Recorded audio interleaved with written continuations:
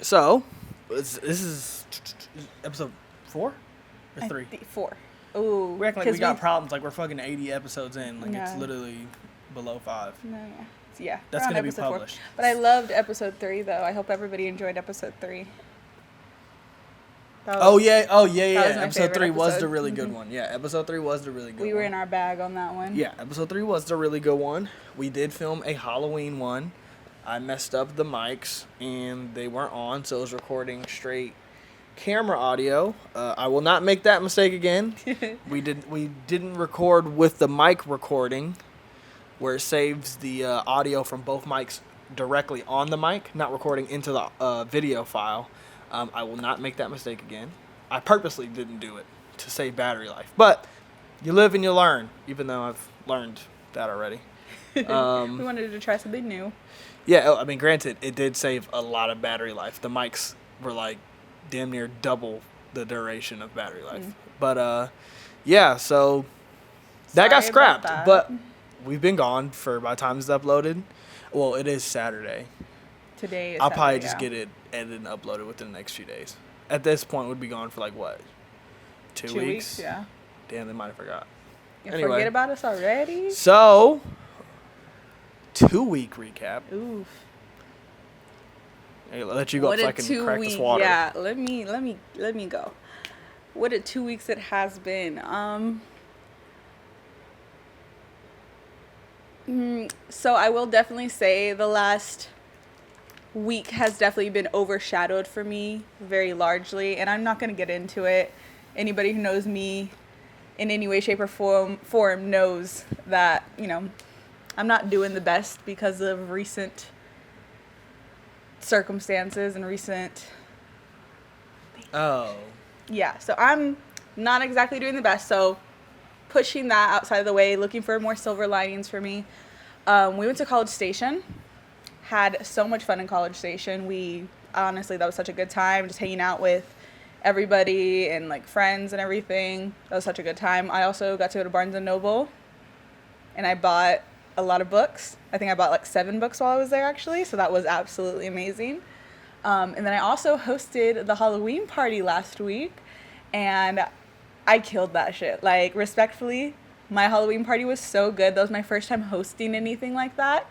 And the decor, come on, like, right, the decor was so good, wasn't it? That's cool.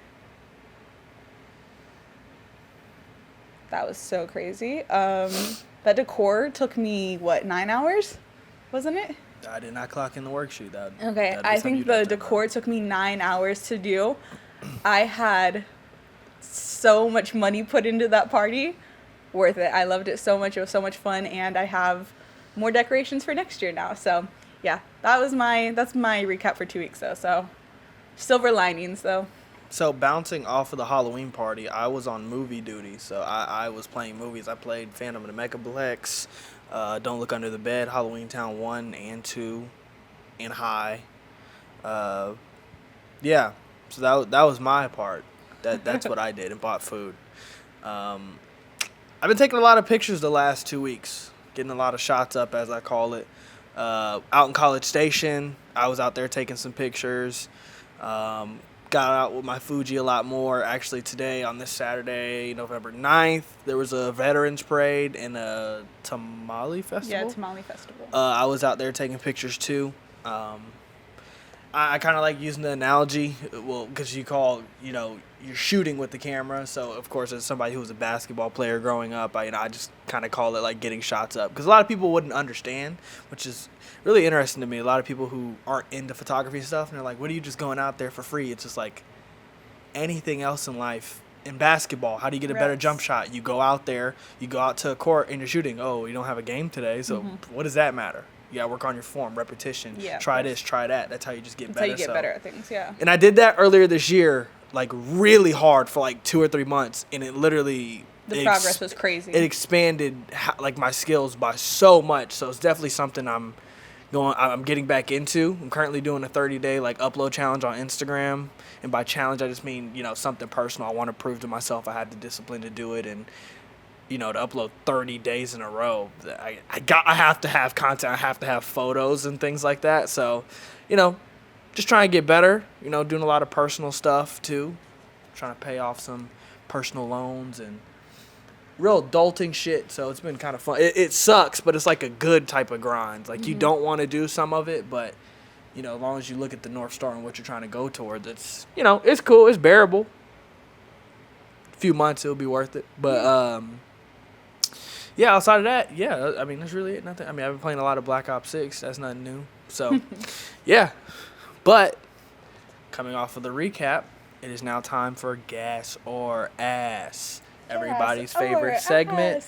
Joe Rogan will probably steal it sometime soon.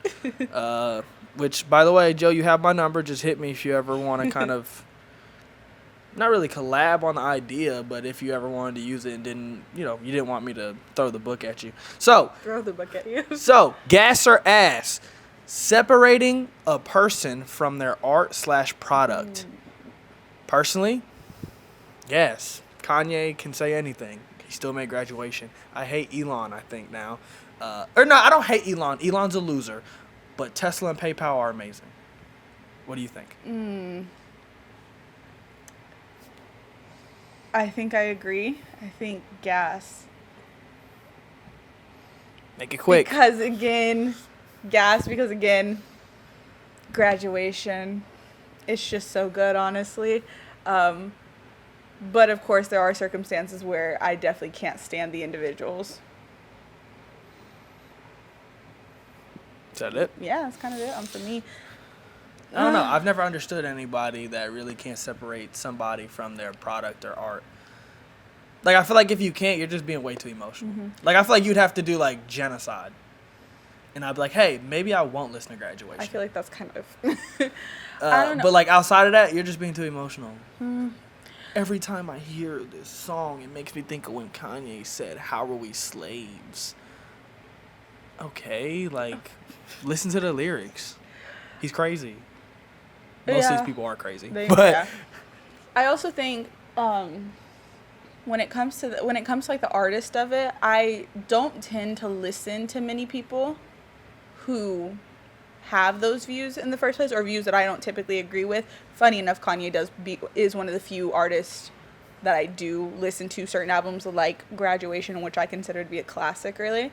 That is just one of the circumstances for me. But, like, because of recent events in our society and everything, there's been a lot of people discussing, you know, keeping artists separated from the art when it comes to music, especially with, like, the election and everything. And luckily for me, I just didn't listen to anybody who really wasn't already kind of doing what I... Is there anybody that said something about Trump that I actively listened to? I can't think of it. There wasn't any for me. Luckily, let me tell you one thing. The streamers, oh gosh, boy, a lot of these gaming live streamers that I watch, they came out in full force this last week for the election, going crazy with the MAGA shit. Wow.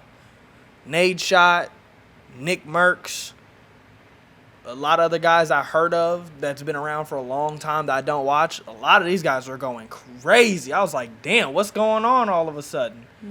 Don't act like y'all give a fuck about whether groceries are expensive for me or not. You niggas are rich. Y'all do not care. Don't act like you care at all. Don't do that. Honestly, kind of like bringing that same conversation into, like, you know, your gaming space. And for me, I'd say my equivalent would be like the book space for me.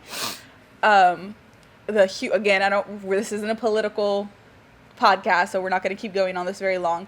But for me, there's been a really big book talk topic and everything. If you were at all a part of, like, the book community, that's TikTok's book community. It's called Book Talk. Somebody had the gall to say that books weren't political, to keep politics out of books. I am so sorry. Did you just skip all of English in school? Like, did you just, like, delete it from your brain or something? That is all books have really ever been, is political at all times and everything. Like, I'm not going to go into the full thing on it, but that was just pure. About the election. The election is a recent event. I'm just not going to sit here and dive into policies and go here and go on a fucking cry rant about it. We're not gonna do that, but we can talk about it. It's not the fucking play. We can talk about it, but yeah, a lot. Just man. Also, I will say, being on Twitter through this whole thing and all the shit Elon has done, whether you agree with whatever side you agree with, Elon was going crazy. Elon got the America @ on Twitter and was posting about one side. That's insane. Oh my gosh. To which, most of the people that defend that are usually saying, but Facebook and oh God. All right, bro. You guys are insufferable. Yeah. Those people, by the way, they're on Facebook. You think those people can be swayed? The people who are actually on Facebook like that? Yeah. No. Like my dad's on Facebook. Shout out Pops if you ever see this. Or actually, sorry about that. Shout out my dad if you ever see it. I don't ever call my dad Pops. I call other people's dads Pops. But yeah, that was... Yeah. But... The book talk, though, and everything, I think that's so insane, like how somebody can sit there and look at anything that's fantasy related. That is literally what? That's literally... The fairies can't vote!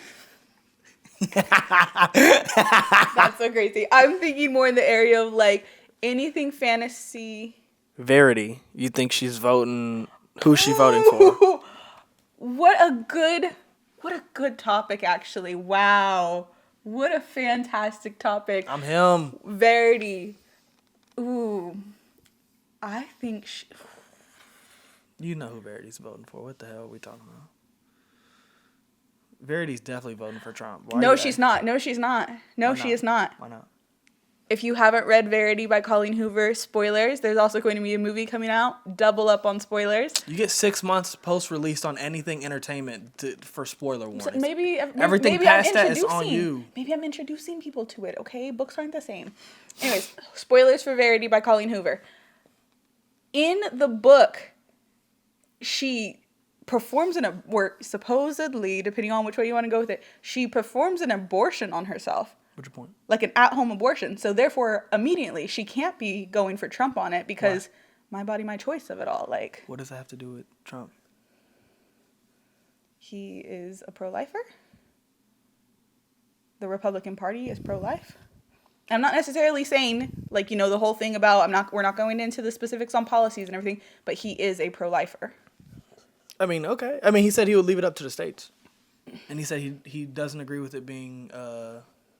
No, he said he thinks that it should be longer than 6 months. Yeah. Or 6 weeks. Sorry. And again, I don't want to get into anything on the policies at all, so I don't want to go into specifics on anything like that. But I am saying though, he is a pro-lifer, huh? Wouldn't he just say no? Yeah, no, but that's my point though. So the book character Verity, she at home performed an abortion on herself. Weeks? Therefore, how many weeks, brother? That might matter. Dylan, shut the fuck up. No, my point is Verity would be a Kamala supporter. I don't think we want her. I don't think all she things would. considered. Wait. So getting on to the ladies and fellas topics. Mm-hmm. For the state that we're currently in, I think it's only right. Fellas go first, ladies to the back. So today, I'm going first. Fucking insane. So I do not think that was fucking crazy. All right. So starting off, we have streamer named Fuzi. I'm not over it yet. Wait a damn second. That was crazy. All right, stupid. No, right. Are you done crying? Stupid bitch. Yeah, that's what we said too. Anyway, so there is a streamer named Fuzi. For the background, anybody who doesn't know who Fuzi is, because I don't even know if you know who Fuzi is. I know the name. Back when the original, so we're talking 2014 and before, when the prank scene came on YouTube and it was super, super popular and people started doing what they then deemed social experiments. So this was before like what you would know as like the gone wrong trend. Okay. So in the hood gone wrong, stealing somebody's baby gone wrong, like, faking stealing somebody's baby. Okay. Mm-hmm. Before that, they were calling it social experiments. They were just pranks. So, this big wave, Fuzi was one of the first people on that wave. If I'm not mistaken, he was one of the people who came out years later and said he was faking his. So he's been on the internet forever. He's had like hella manic breakdowns on the internet, went to rehab, gone away for a few years, came back. So he's been back. And he's been on a tear. He's been perma-banned on Kick. He went to Australia. He was doing a 30-day stream because that is now the trend with all the big streamers to do subathons or 30-day straight streaming where they never turn the stream off. Okay, I remember you telling me about this.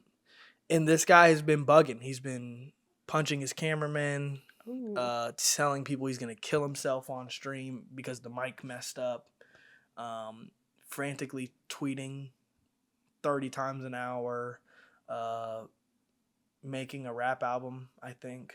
Disowned his family. Oh shit. What else has he done?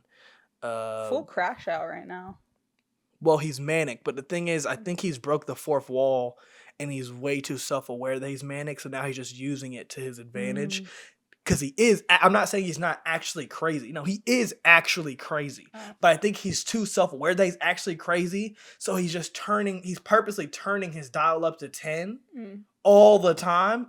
With the blanket. And then it causes him to be more crazy because he knows people like, oh, well, he's just crazy. Okay. So yeah, he said he was going to like stream on Twitter and have like 1 million concurrent viewers, which no, you're not. Nobody cares about you like that.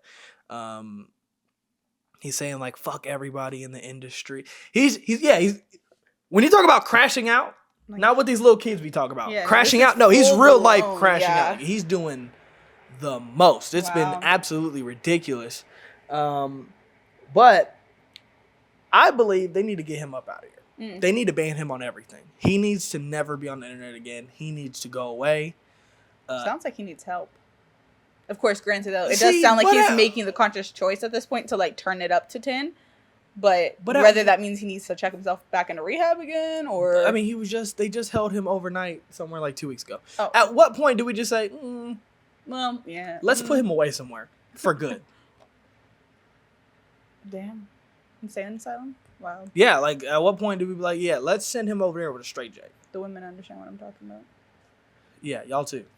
Anyway, I don't know. It's such an interesting thing because, like, a streamer go on, they're like, you know, we believe in you, fools, you can do it. And he'll be like, fuck you, nigga. It's like, what? Why are you saying that word? Why are you saying that word? But to ask him, like, was he black? I wasn't getting black vibes. DDG gave me the N-word pass. Oh, God. I wasn't getting black vibes from this. He's not. No, I figured. He's like, I think he's Middle Eastern of some sort, I'm pretty sure.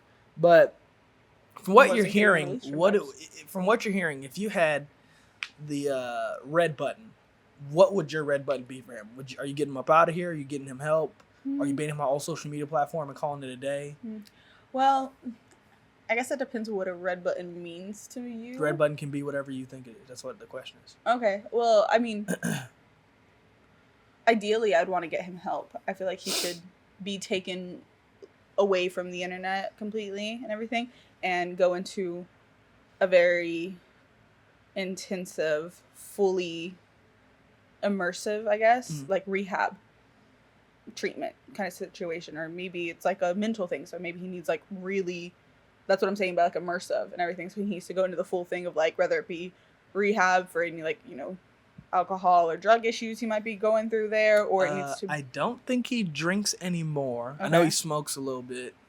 So this isn't like he might do perks. I don't remember. He might not though. I don't know. Well, then I think I'd want to get him help. I think that'd be my main thing there.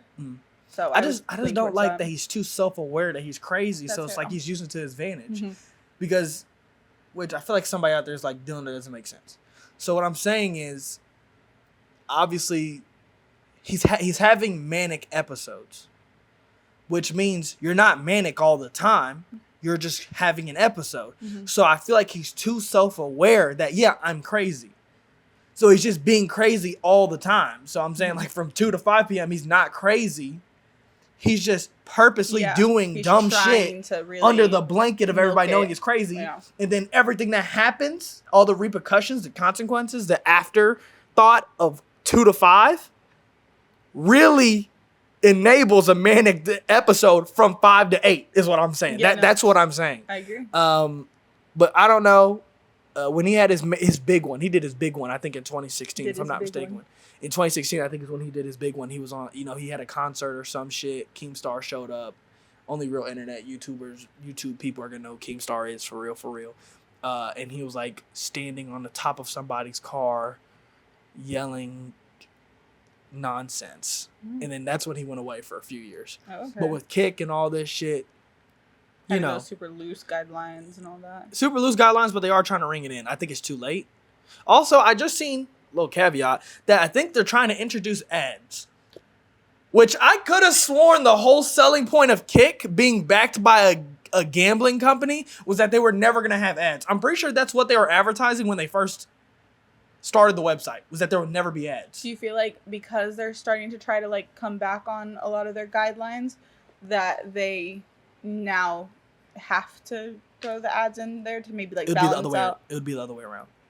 In order to get ads, they would have to ring it in. That's what I meant. Like because they're gonna have ads now, they're gonna have to be a little bit more like ad friendly, I guess. Yeah, but again, I think it's too late. I think it's already been deemed. It's like a good gray area. Like if you get permabanned on Twitch for whatever reason, and for whatever reason your ego, you don't want to stream on YouTube, then you can go to Kick. I mean, granted, the sub split is 95.5. So if you got any type of juice going over there, you know, your subs, you're going to be way more rich with your subs over there if you can convert people. But, yeah, I don't know. That was something I kind of just want to touch on just because, you know, I think that one's kind of interesting. And the internet is in such a weird place right now, I feel like. But, you know, still going on from streaming. Kai Cenat is doing his subathon. There's been a lot of stuff that's happened from the subathon. So his subathon is is it? Oh no, it's not technically subathon. He's doing a 30-day straight stream. Okay. Because that's the thing now. Yeah. Which is insane to just stream for 30 days straight. There's also a kid that's streaming for 30 days straight in solitary confinement. Oh my God, I remember you telling He's over 3 weeks in. By the way, He's going to be sick. Like I'm genuinely worried about his health. I definitely would be. All for the sake of me going in his YouTube channel the other day and seeing that he was live with 300 viewers. So it's definitely not worth it. But anyway, maybe so Kai, that was just a low point.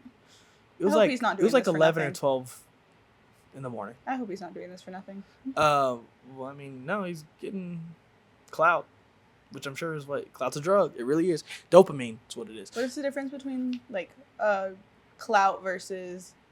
Oh gosh, this was a thing like people were talking about last year. It was like the just like, you know, you have clout, so it's just like the instant, like you're the topic right now. Yeah. But in like a month from now, it's gonna be like forgettable. Yeah, it's like really... that one dude that worked at Best Buy that had that viral video where he talked about the difference between having the sauce and having the juice. The juice is thin, it's temporary. The sauce is thick. That's exactly what I was talking about. Clout. Yeah. But the thing is, in this instance, which obviously this does not make actual sense, like literally, but for the sake of the analogy, if you play your cards right, you can turn the juice into sauce. You can get a lot of clout and get rich and maintain something from it. Haley Welsh, the Haktua girl. Oh, yeah. She had that little dumbass moment. Jake Paul's dumbass, another dumbass, swoop in, got her a podcast on his network. People memed it. Probably a back-end marketing scheme, more than likely. People memed it so hard that it's been number 4. Like, it's literally 2 spots away. It's literally Joe Rogan, podcast, her podcast. I didn't know. That's how you capitalize. Now, is that shit funny? I'm sorry. No, I'm not. It's not funny. I've seen clips of it, and I'm like, who is watching this shit? She got Whitney Cummings, which is a female comedian, on it, and I've seen so many clips from it. I've seen a handful of clips from Whitney, and I thought she was kind of funny. I seen her on the podcast, and I was like, this shit is not funny. Who is watching this shit? I mean, I don't know. You got a hawk tour. No, you got a tour. Like, who the fuck cares? So, I mean, I'm nobody either, granted. But who cares about that shit? Like, that's so weird. The first episode, 2 episodes, 3 episodes, 4, 5 episodes, hear you. Curious. You want to check it out. What is going on? What is she going to talk about? If 6 months from now, Homegirl's still in the top 20 podcasts, she might be creating something. Shout out to her. You capitalized. I just don't see it happening. I mean, I definitely think that's a great example of like turning that like in one moment, just a small instant viral situation into an entire business and, you know, going and creating something off of it. I think that's a great example of it. I haven't watched the podcast either, and I don't follow her on anything. I don't really know anything that she's doing outside of what you've told me. But honestly, I think that's the fact that she's even made it to this point. That's amazing.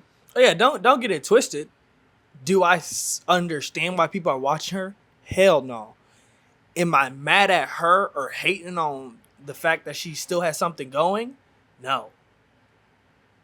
Shit, if you're in the top 20 in 6 months, good for you. Do I think it's crazy and on the outside looking in and not actually listening just from the, the big scope of things? Do I think that's crazy and not deserved? Yeah. But I'm not going to be like, oh, I'm mad that she's... Nah, shit, do your thing. You had one moment and you capitalized. This is exactly what you want to do. Granted, we don't know what she's doing in the background. Maybe she took that moment and she does have that kind of like really great like business mindset where she was able to either put the right people into place. Maybe she had a manager already. Maybe she herself was able to get these connections. She didn't have social media for the first 2 weeks after her clips. She doesn't have any of that. Well, maybe... If anybody has that, Jake Paul...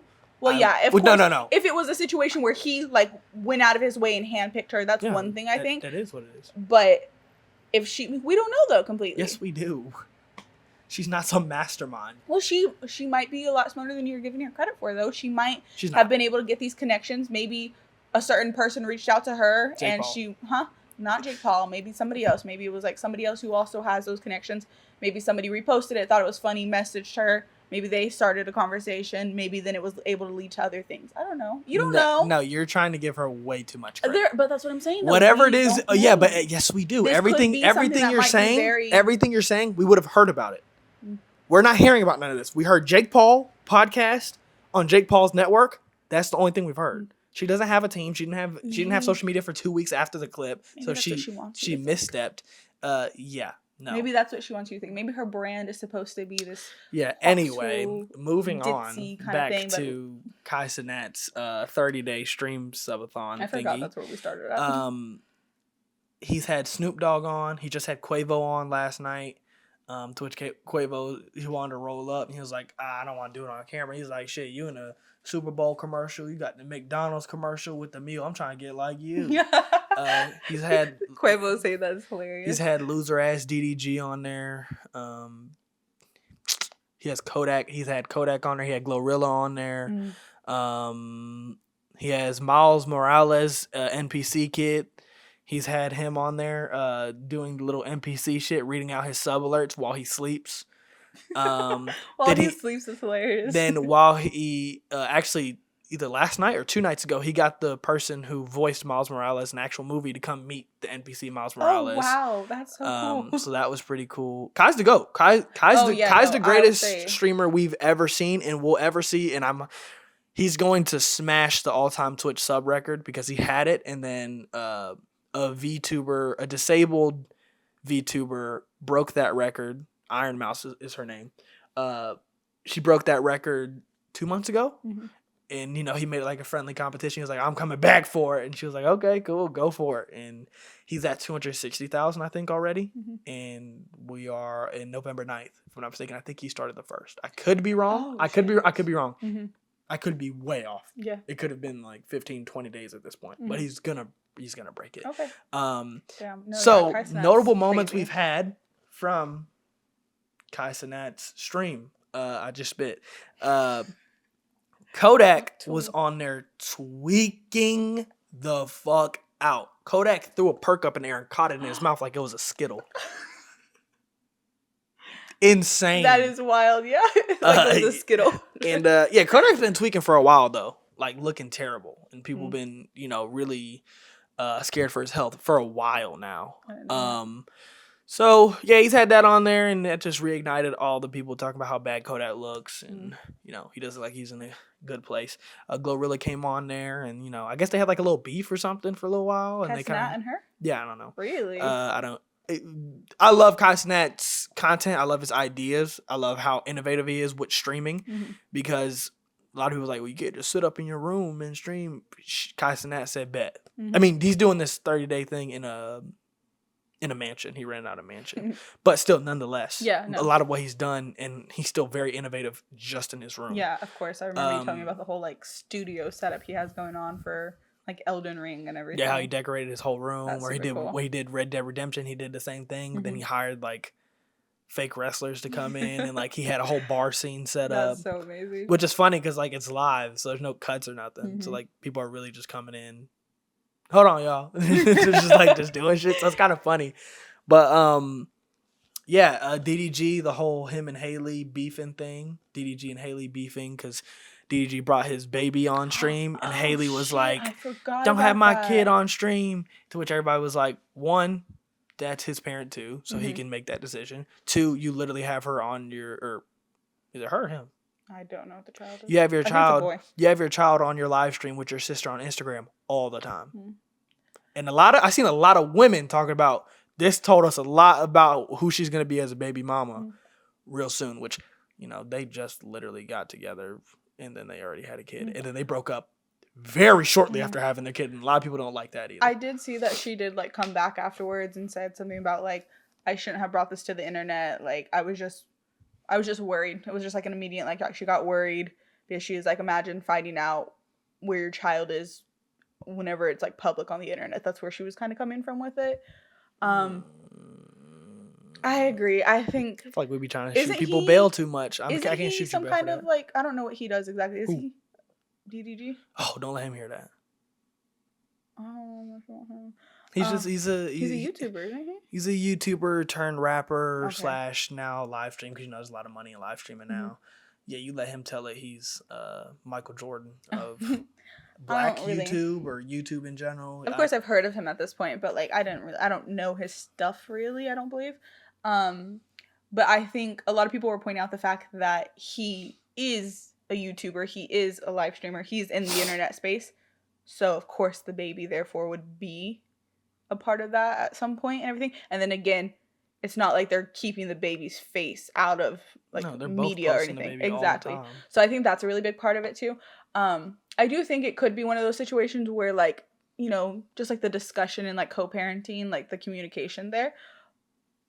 I feel like that's like the, one thing that could be like, oh, okay, I understand where she's coming from on like wanting communication about where her child's going to be, but also being like, well, your baby's safe enough to be with his dad. So I feel like, I don't know. I feel like the communication side of it could definitely be the gray like area here. But for the most part though, you're not hiding the baby. You put the baby on the internet as well. He is on the internet. Your live streams on Instagram. Like, so. Yeah. What would you expect to happen? I agree. But yeah, so yeah, Kai's been having a lot of cool moments on his stream. He's been cooking. And, like I said, it's been a month straight, or he's going for a month straight. He's sleeping, showering, giving people tours throughout the house. It's such a cool experience. I say all this because I enjoy watching it from a clips perspective. Oh yeah, I don't watch these things live. I don't watch very many streams in general live. I'm more of a video person. So I've been keeping up with it. This viral moment happens and I'll watch it and I'm like, oh, that's really cool. But at the same time, I feel like you probably had to watch for like 4 hours to get to that moment. So it's just like, that's something I know I would get bored of. Cause like, I don't even know if he's playing games. I have no clue. I don't know what he's doing.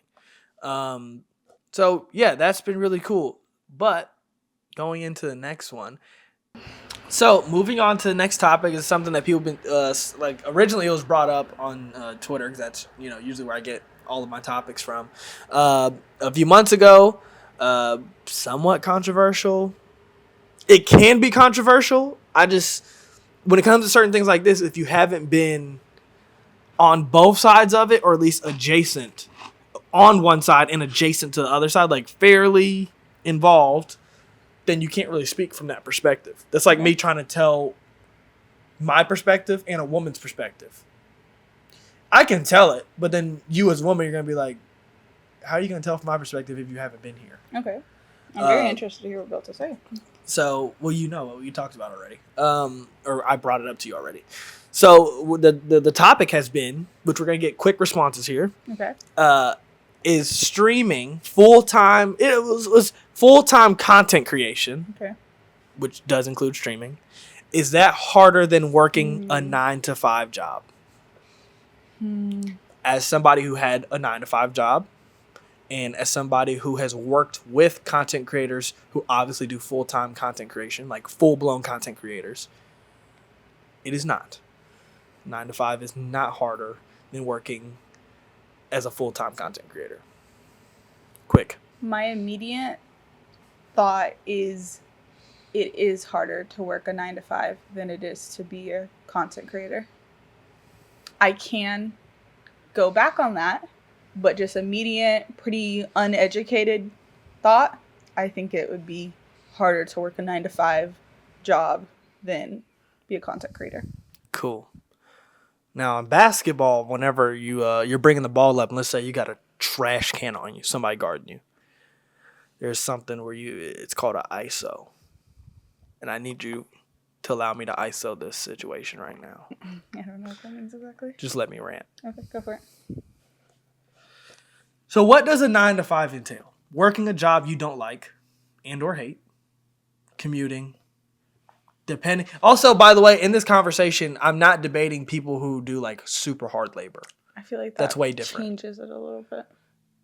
It does and it doesn't. Okay. It doesn't because majority of people don't work hard labor jobs. And by people, I mean men. Men are the one who work super hard labor jobs like the oil field. That is a super hard labor job. Like 16-hour days, working with your hands. Like that's a whole other thing. That's not something, and also that's not a 9 to 5. That is 16-hour day is not a 9 to 5. 9 to 5 is you go clock in at a cubicle, McDonald's, Walmart, mechanic shop. You work 9 to 5, 8 to 4. You're working regular hours. Mm-hmm.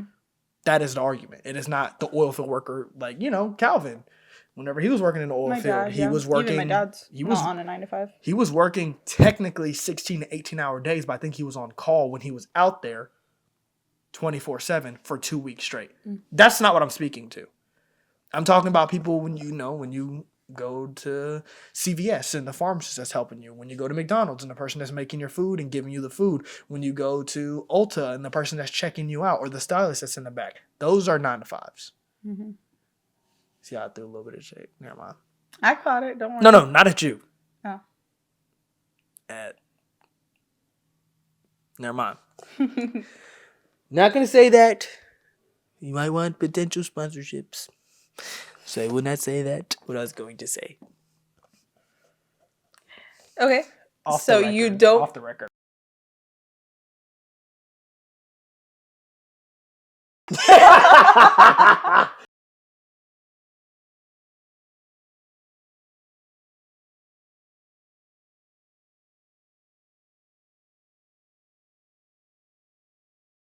Anyway, back on the record.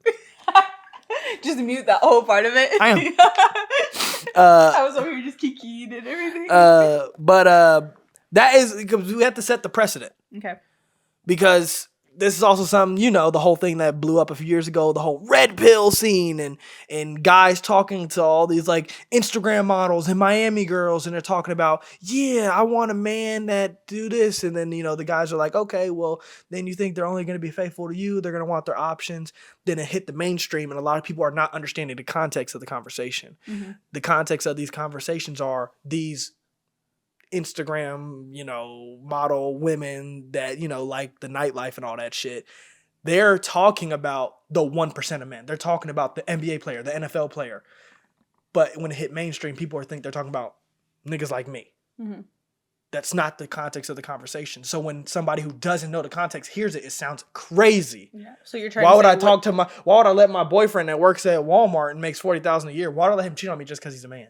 That's not the context of the conversation, but, why would somebody do their research? Why would the average person care about going to find the context of this? So what you're saying right now is that you're wanting to specify. Yes, what we're talking just about the context of what the question is, because somebody's going to come in, they're going to be like, my dad. I've never seen her do that. She's never done that before. My cat. I think it's because you have the window open. She wants to probably get up there. Let me open it for her. Hi, baby. You want to get up here? There's so many. You know what? For the first episode back, we're leaving all this in. Are we? Except for the beginning part.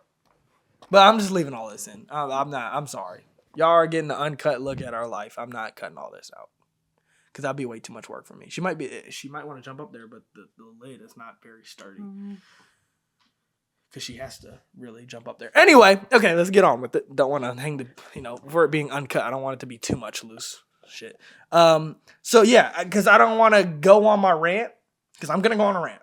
Because now that I was like, we need to give you some time. Yeah, to go on that rant, some people want to hear, so I'm gonna go. I'm just gonna, just yap. So because I don't want somebody to be like, is he really saying that somebody who streams for 8 hours a day and makes millions of dollars is a harder job than my daddy that works in the oil field and he takes care of our whole family? He has to go to work at 4:30 and he works for 2 weeks straight. Besides the fact I would call you an idiot to think that's what I'm talking about, I just want to provide some context. We are talking about 9-to-5 workers. If you still want to argue what I'm saying after that in the way in which I just said it, talk to a wall. Don't care. Because if you don't understand, you don't understand. So, to anybody that could be new, I am a creative. I have worked with content creators that do it full time. And I know what half. I don't even have the whole second half. I have half of what it entails. One, it's longer than 9 to 5. And two, majority of 9 to 5 jobs, the average 9 to 5 jobs is a unskilled job. And what I mean by that is, if you come into a job and they have to train you, more than likely it's an unskilled job. If you come into a job and they're like, you know what you're here for and this is what you're meant to do, we got you because you have this skill, that is a skilled job. Okay. When you go to Walmart and they have to teach you how to do everything, that is not a skilled job. You did not acquire a skill. So, that being said, content creation is a skill. Marketing, the creative process, shooting, lighting, like there are so many skills that go into this that are separate jobs. There are people who do just lighting. There are people who do audio. There are people who are videographers, photographers. There are people who are creative directors that come up with branding and marketing. There are people who are just on camera. You are doing multiple things unless you are the 1% of the content creators that do it full time and you have a team for that. But majority of them do not. The people I have worked with do not have all that.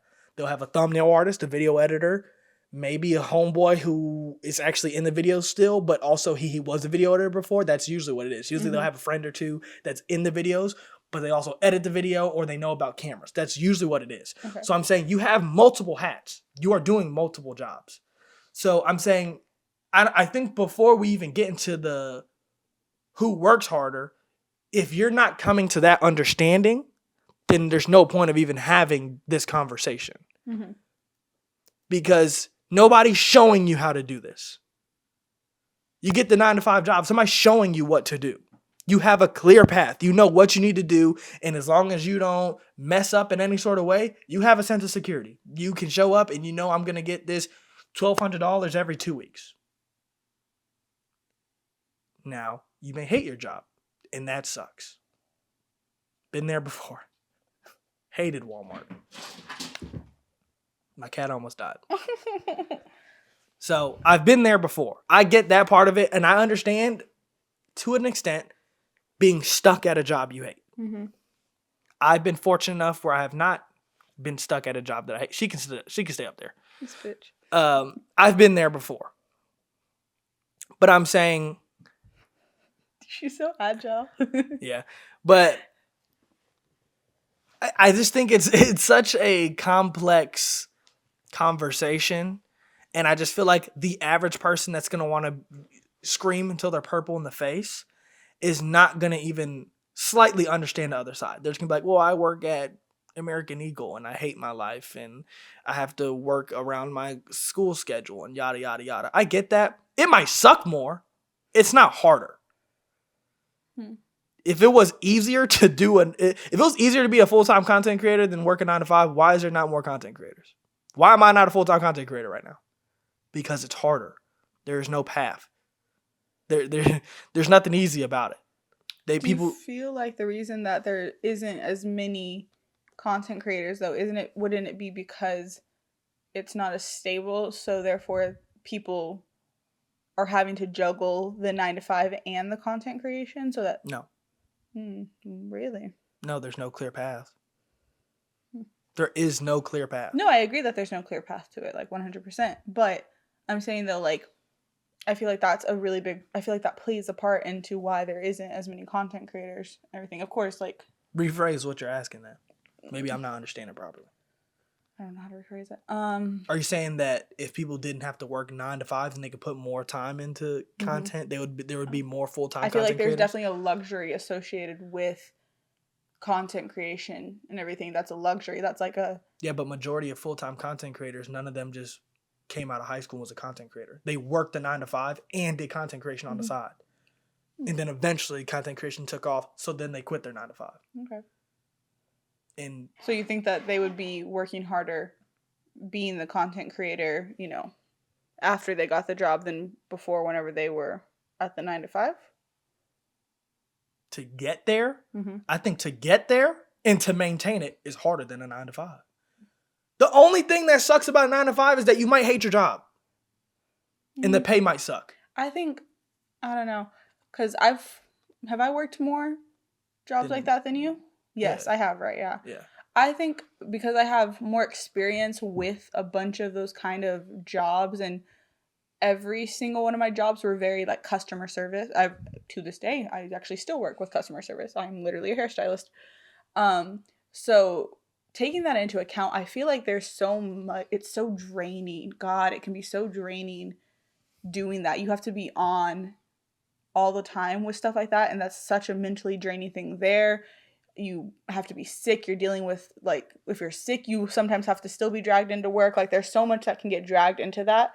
And granted, I will say, I do think you took out a lot of the 9 to 5 I would be thinking of. Because me, as a hairstylist, if that would be considered like a 9 to 5 you make area. your own schedule. You're not 9 to 5. You don't qualify at all. Okay.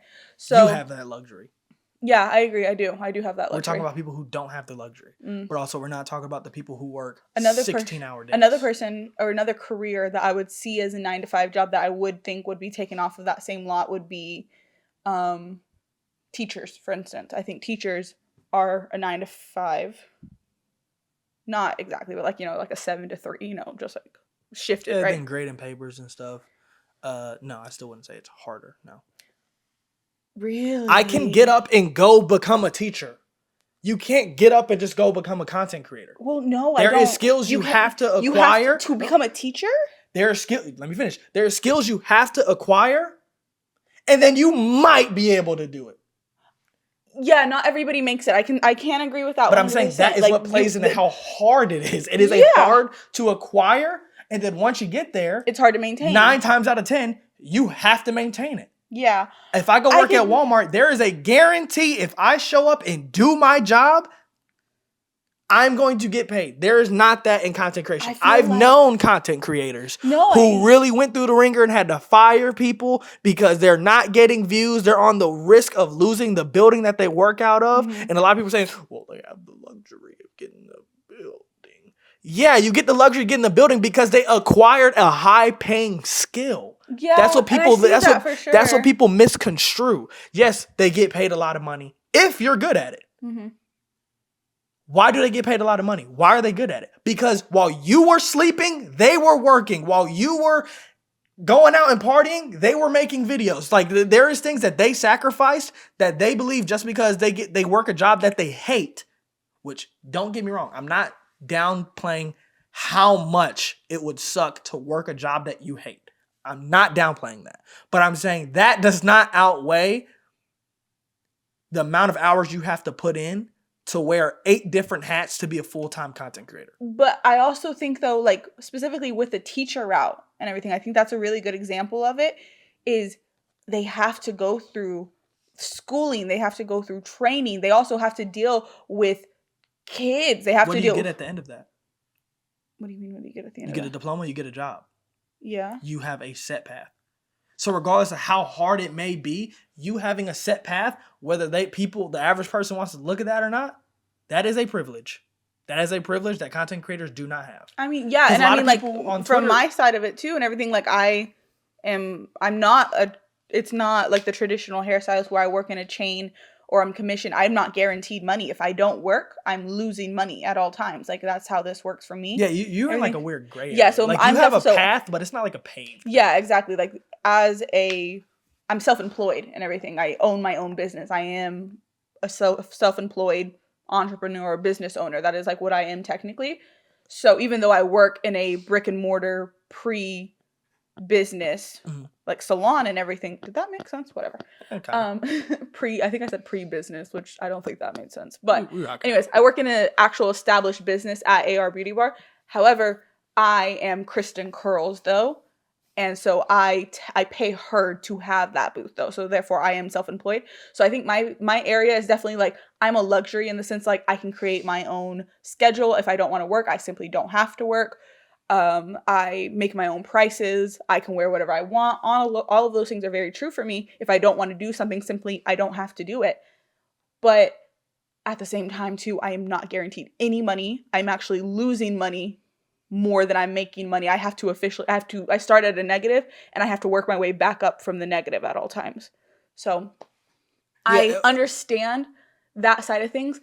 And I think for me specifically, because I am getting into the content creation kind of thing, but I also am working not 9 to 5, but I'm working like a more of a traditionally line job than the content creation.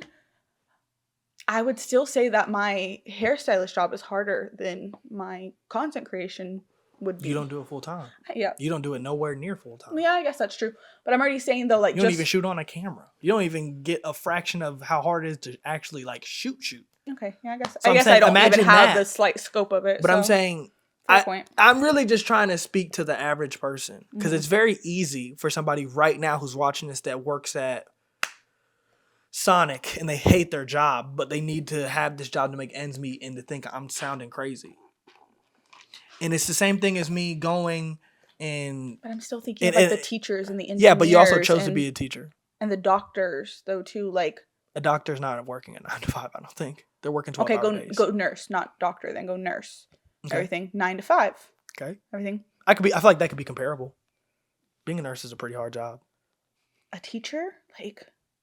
A teacher, a doctor, a nurse, Well, let's talk about it. You can't just name a whole bunch of blanket jobs that have different struggles. Well, I know, but I'm speaking to the average. But I'm thinking whenever you say 9 to 5, you already took out, because whenever I think, oh, you work a 9 to 5 job. Okay, whenever I hear the thing, being a content creator is harder than I don't know if 9 to 5 is the typical thing I hear, but I think I hear more is harder than the average job, right? I think that's what I typically hear more.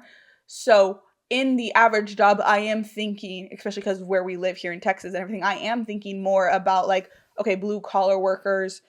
I would still debate teachers, with them nurses, too. Doctors. I am thinking a lot of those kind of things on top of customer service, whether it be retail or it be the restaurant or like or food service industries. Like, I am thinking those kind of things. So whenever I'm going into any of those, I think you're limiting it so far to the only thing I took out retail was oil field workers. Huh? Only thing I took out was oil field workers. But I also think like if me as a hairstylist, that's not fully included in that either. Like you can be included in it. You getting swiped by that too. That's what I'm saying. I don't know though. You're a hairstylist. What are you as a full-time content? This is what I'm saying. I don't think the average person understands. Like the most of the thing I'm seeing on Twitter are ignorant people saying, "Oh, I get to sit in a chair and open up packs on 2K and I get $100,000 a month." You're an idiot. No, I definitely think people are 100%. And I'm not fully saying that you're wrong either. By no means am I trying to say that too. But I am really just trying to get like a broader scope of it and everything because oil field workers. Oil field workers, I think I'll let them have it. I could come up with a compelling argument. I think you could come up with a compelling argument for anything. I think you're just one of those people. But nurses, definitely harder than any of the other jobs besides like oil field workers that we've talked about. Still giving it to content creation. Because there's a whole back end you have not seen the industry the way in which I have. Yeah, so I know I don't disagree though, but I think it's more taxing to be a part of all those other ones than it is to do content. Because I feel like content creation, I feel like it's a privilege. I do. It is a privilege. It's a privilege to be a nurse and make a lot of money. It's a privilege to work in the oil field. I'm also thinking of something else that you haven't even really touched on when it comes to the content creation side of things. When it comes to if you have made it, if you are at the point where you are a full-time content creator too, then I'm also trying to take into account the fact that they have zero privacy. Too. Like that's a whole other thing that we haven't even discussed either. Well, that's because I purposely left that out because it's a whole side that the average person Well, is going to be ignorant to. Well, that's what I'm saying. Though I'll make I'm $1 million trying to. a year if people want to come on and call me fat and ugly. It sounds good until it's Mhm. happening. If you really Yeah, care about this internet shit, it sounds good until it's happening. When you have your kid in the background for 2 seconds and somebody says, "Who's that fat piece of shit in the background?" It sounds good that the money is really good and they can say whatever they want. Says somebody who's never been on the internet. It sounds good until it happens. Yeah. And that's the part that I know I'm going to bring up and somebody's going to be like, "Oh, he's a snowflake." If you've never done it, shut the fuck up. If you've never been able to deal with it, if you've never seen it, if you've never even been in the position, besides maybe your one random ass viral TikTok that you might have, shut the fuck up. Because you don't know. That's the only thing. The average person, which it's okay, the average person is ignorant of the other side. If you've never been involved with both, I don't think you can really speak to it. Just like whenever we have the conversation about Texas being the South or not. You've only lived in Texas. I lived in Georgia. And what's the real South? I'm going to have a better perspective because I've been on both sides. With this, I've not fully been in full-time content creation, but I've been in the, hypothetically speaking, I've been in the rooms. Yeah. I've had the conversations. I've been in the meetings. I know what it sounds like to talk with the lawyers about this contract that this company has not sent this person money in 90 days and they wanted to pay their rent so they could do this project and this project, but they can't because this was a net 45 and now it's been 3 months. If the average 9-to-5 person had to deal with that, they would be like, I have no clue what to do because it is an acquired skill.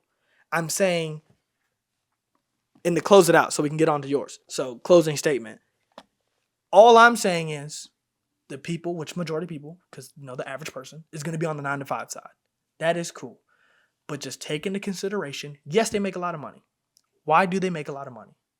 Because majority of them did not go out to parties, was not hanging out with their friends all the time. All the fun that you do, they probably were not doing it. They spent hours researching, going over analytics, trying new things, failing, people making fun of them because they're trying to start a YouTube channel and people think it's lame.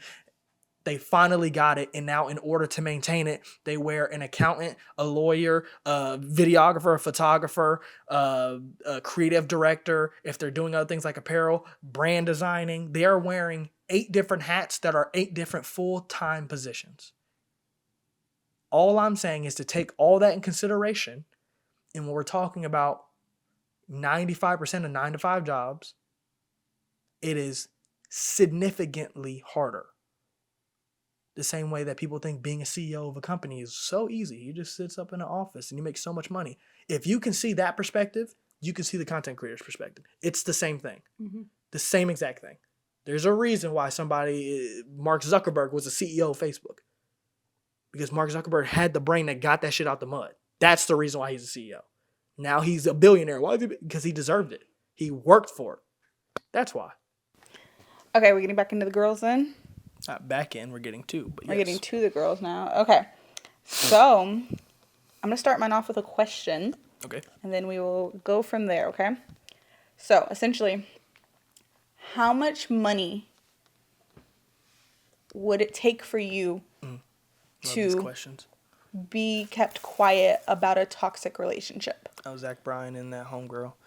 I was hoping you didn't know, actually. To be quiet about a past relationship? To be about a toxic relationship. And I think, honestly, the circumstances around it will also help a little bit too. Not just a me and you relationship or something, but I have a huge platform. You also have a decently big platform as well too.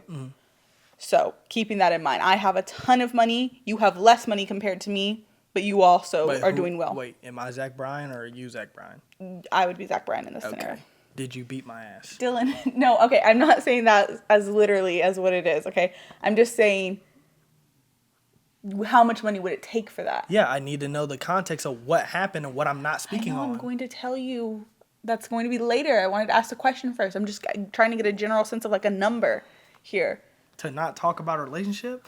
Not our relationship, a relationship. A toxic relationship. I feel like that's important to say. A toxic relationship. Yeah. You're famous. I'm famous. Yeah. I'm more famous and I have more money, though. That's only women shit to not get paid, to not talk about somebody that you're not dealing with anymore. Any guy would take that. I heard he offered her 10 mil and then 12 mil and also like a New York. Yeah, give me that. I don't care. Boo. I don't want to talk about it. She only wants to talk about it to get revenge. And everybody knows the piece of shit that he is. Who gives a fuck? Get the money. Or she's going to make more money talking about it. She's probably going to make more money talking about it. She is going to make more money So talking that's about why it. she wants to do it. She's still being selfish with it. So, fair enough. Whatever. I would just take the money. I don't care. Again, if you beat my ass or you did something that's that bad, like, yeah, okay, then people need to know. Mm-hmm. But if it's just regular... I think this is ruining it because I thought you didn't know anything about this, or I was hoping that you didn't really know much about this. So I was hoping you were going to have I know, but I was hoping you were going to have less of a bias. You already knew something going into it. You already had a general... There is no bias. This is how I would feel about anything. Mm-hmm. I think if somebody's offering you hush money, unless they did something very bad to you, like I said, example, like they beat you, that is going to be women shit to not take a crazy amount of money just for the sake of telling your story. I don't care about the story. I tell the story, everybody thinks you're a piece of shit. Cool.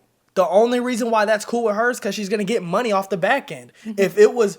If she was a nobody, she would have took that money. But she's not a nobody, so she can expose him and everybody thinks he's a piece of shit and he can get damages and all this stuff. She's just getting her get back, and that's cool too. I don't see the point in that. Okay. I don't care about get back. So that's actually what you had said before is actually a really good point going into it because Zach Bryan. Yeah. Yes, Zach Bryan. I couldn't remember because I got him mixed up with Luke Bryan for a little bit there because he's also a country. Luke Bryan is a country singer. I also believe Zach Bryan is a country singer as well. Country music sucks. Anyways, just to trigger somebody. So, essentially, this is about, if you don't know, based on what he said, this is about Brianna Chicken Fry and Zach Bryan. That's her fucking name? I don't know, actually. That's what everybody calls her. I actually don't know. She looks like a loser, too, by the way. Her and the other dude. Josh, I believe is his name. Yeah, he looks like a loser, too. Every clip I've seen of them talk about something, I'm like, how did these two people The clips I have seen of them, I have enjoyed. So, I don't think I agree with you. But, again, I have only really seen clips. I don't watch the BFFs podcast. I've only watched clips of the BFFs podcast. Anyways, but Brianna Chicken Fry and Zach Bryan broke up. Cliff notes of it is it was a very toxic relationship. Apparently, they had kind of been on and off at different points in time, but she had never fully confirmed it from what I have heard. So it had been a little bit of a tumultuous relationship, if you would. But recently, I believe I told you about this like last week or like a week and a half ago. They broke up. I guess one day they decided like they talked. I think he essentially broke up with her over a text message. Okay. And then she was like, okay, give me some time, whatever, right? The next morning, he apparently posted it on Instagram, just very like blatantly put it out there. That's how her family and all of her friends found out about it. That they broke up. Are they married? I don't know. They're not. How long have they been together for? I think a while. I don't know. I don't know enough about that part of it. Okay? Well, you're sliding past it. That matters. If they're not married and they have been together for like 4 years, they bought a house. They did buy a house together. They're stupid rich. That doesn't say anything. Okay, well, I'm just saying. Okay, I don't know. I'm just saying we just got to be realistic. If they're not married, they haven't been together for mad long. He loved her, whatever, right? They loved each other. Okay, she loved him and everything. At bare minimum, she loved him. She was fully in this relationship. She put her entire life on pause for him. Stop doing that. So, yeah, she loved him. She put this entire thing. This for her came, I don't know, completely out of nowhere is the right word, but she wasn't expecting them to break up when they did, at bare minimum. So the text message happened. She's already heartbroken about that whole situation. He agrees that they are going to, be like, oh, yeah, no, we're fine. It's all like, we're going to give it some time. Then the next morning, says fuck that, posted on Instagram to publicly announce to the world that they have broken up. And then he's apparently on Raya that same day. What'd she do? What'd she do? Yeah. I'm not completely sure about like what specifically happened there on like what she did, what he didn't do. And also why couldn't it be that what did he do? Because you're already clearly coming into the conversation thinking he's an asshole. I can tell by your tone, how you're delivering it. So I'm always going to be... he's an asshole because he posted it. He put that relationship part of them out there in the public like that. He didn't give her time. Who'd you get this information from? Of course, her. Okay, then. So I don't trust people that tell stories because the average person is not going to tell the story all the way around. She could have done something, and he was like, you know what? Fuck you then. I'm going to post it anyway. Well, from all accounts, he's a piece of shit, though, including ex-girlfriends, because that's another thing I'm going to go say. Everything. Apparently, Brianna has alluded, because of course she's not exactly allowed to fully say this and everything, but she has alluded that the other ex-girlfriends that he has also written many songs about and kind of made his career off of and everything, from what I understand, have also not come out with about anything. They've never commented about him. They essentially have to act like he doesn't exist because she's alluding to the fact that he has paid them off as well. And they did take the money because they didn't have the same kind of platform to back them. No, I know that was what I was trying to bring up earlier to, kind of say what you were saying and everything. They don't have as much of a platform. So they were like, you know what? Nobody's going to listen to me because who the fuck am I? I honestly, the money is a better choice here. I guess I'll just shut the fuck up and take my experience and, be made to look like I was the crazy person here. So she decided she's going to put the cape on and expose him for who he really is to women. Yeah. To that which as well. In return is going to suck for him, but within 6 months of after whatever it is she has, unless he did something, example, beating her ass, is not going to mean anything. So, I mean, Rich people and all their little rich people, semantics the is cancel so funny culture in general is always really going to be like that, I think. This isn't about cancel culture. I'm talking about the whole thing. Him offering her money, the fact that he offers women money to stop talking, the fact that she said no and is coming on here and gonna, try and expose him for everything and him being a piece of shit. The whole thing, from all angles, is hilarious. Just like rich people doing rich people shit. It's It's so definitely funny. so far out of our Rich people area. problems. So, I think some of the big things to really, whenever it comes to their relationship specifically, is going to be he ruined a lot of things for her and everything. What? No. Because, what does that mean? You missed out on opportunities because he had something to do with it and you decided not to do it because of him? No. If it's something like that, that's on you. No. You can't blame him. No. So what is it? I would love to know. Yeah, so literally ruining experiences for her is kind of where her things are. So, for instance, her birthday and everything. Actually, I thought you were talking about something way more serious. Well, no, there's multiple things in it too. Yeah, I know. think I'm going to circle back to the birthday. For that to be the first thing you said was funny. The birthday one is first on my list because of how important the birthday one is. So I actually think I'm going to circle back to it. I think it should have been at the bottom of my list because of how important the birthday story is to this whole situation. Does that change things for other stuff? Because if it does, then you need to tell it first so I can understand. No, I think I'm going to go backwards on this one. Okay. So, for one, I think this is actually a really huge one too, is he wanted her to quit working at Barstool. Okay. Her BFF podcast, the thing that really, as far as I know, because again, I don't follow her career or anything, as far as I know, this is what has her at the level she is her being on the BFF podcast and working at Barstool. As far as I know, again. Her podcast has David Pointnoy. Exactly. Yeah, no, it's huge. This is a huge thing. So, her being there, he didn't like her working there. He didn't like Dave. He didn't like Josh, everything. So he apparently offered her double the amount of her contract when it came up. So that way, and he said that he's like, I'll pay you double the amount of money if you quit working there. That's player shit. That's not player shit. How is that not player shit? I think that is. I don't want my bitch working here, so I'm going to offer her double what she gets paid to quit. That is player shit. Because especially given how toxic he is and how David Portnoy is, depending on who you ask, is a piece of shit too. No, I'm not saying that. I'm not saying that at all. That's not a far thing to say. So all I'm saying is, I'm gonna play devil's advocate because we're on a podcast. 2, I also naturally play devil's advocate to people who talk about stuff like this because I'm not gonna just take one person's side and villainize nobody. If I don't hear the other side, I am not formulating a full opinion. So me as a person, I'm always gonna ask, okay, why did he want her to quit? Something that came from somewhere. No, I'm sure it did. So I'm just saying that clarify. Okay. Well, you know me, but I'm just saying that for the other people because somebody's gonna be like, "Well, why does he keep on asking?" Because y'all are so quick to believe somebody. Kristen could leave me tomorrow and be like, "Yeah, Dylan just beat my ass. He was the worst," and y'all would never ask me. Y'all would just be like, "Oh, well, Dylan's a piece of shit." Y'all would never be like, "So Dylan, why is she saying that you're a piece of shit?" She said that this happened on November 9th.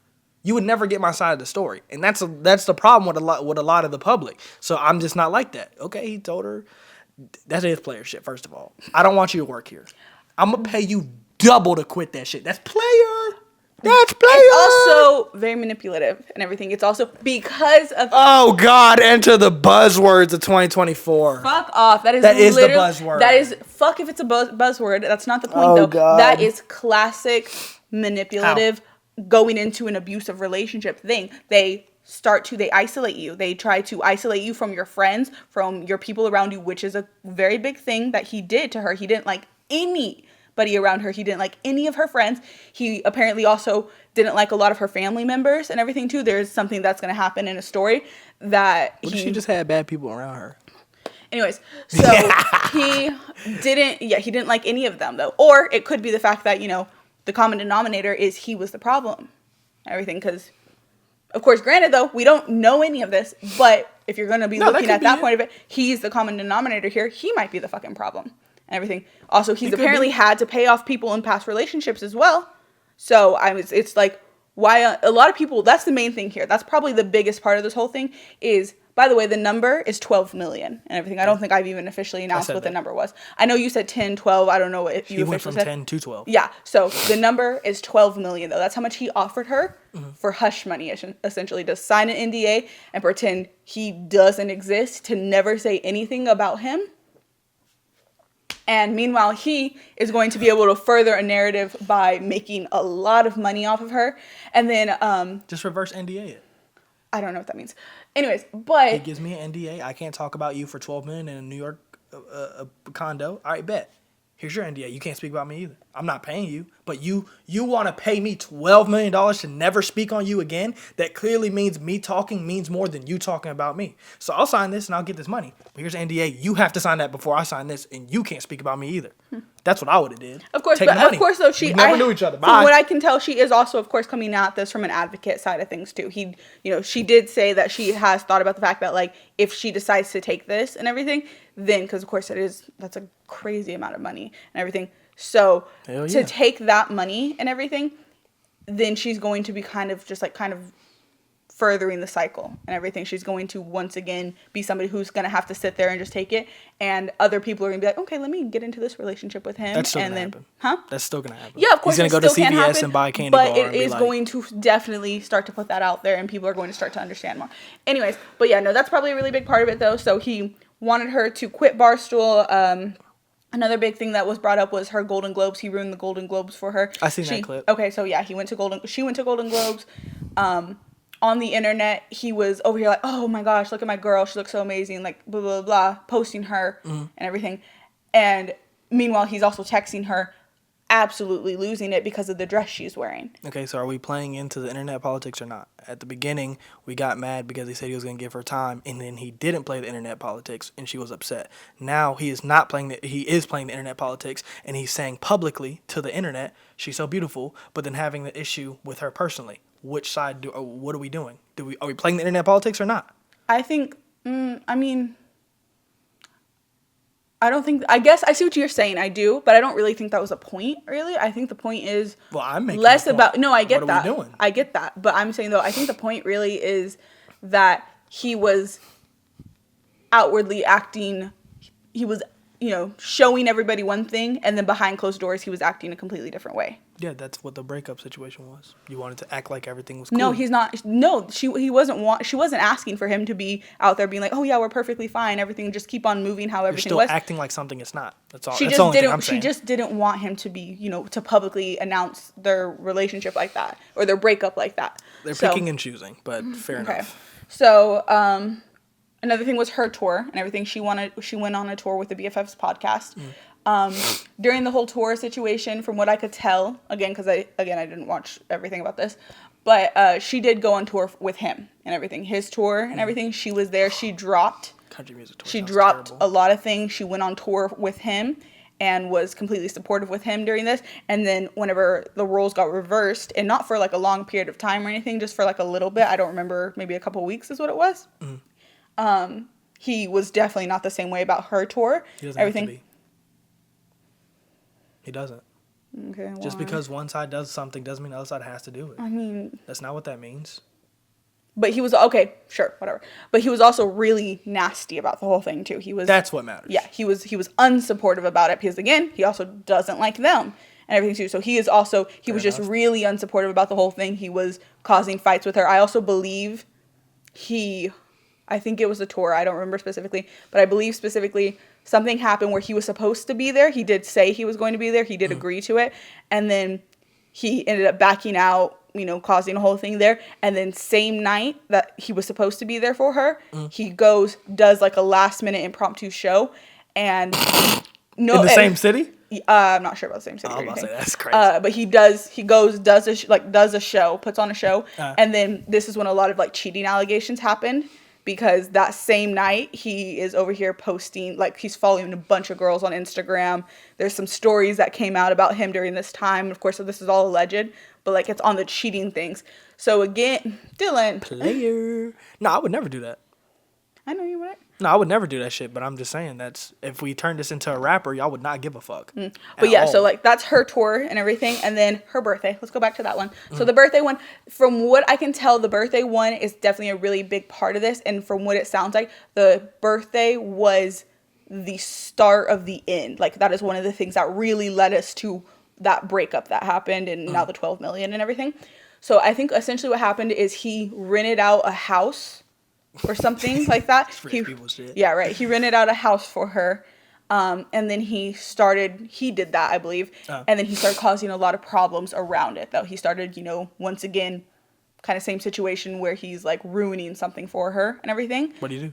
I'm not completely sure. Just essentially causing fights a bunch too, saying shit about her birthday, about her friends. I'm not really sure specifically, but was just causing problems around it, right?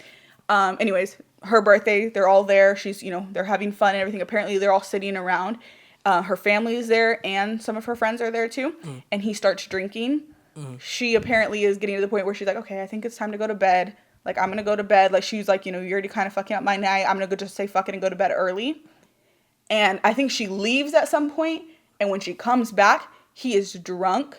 Yeah. And he is yelling at everybody. He's yelling at her friends. He's yelling at her family. He's saying that they are like, they're never going to make it. They're worthless. They're like, it's. So this nigga ain't player?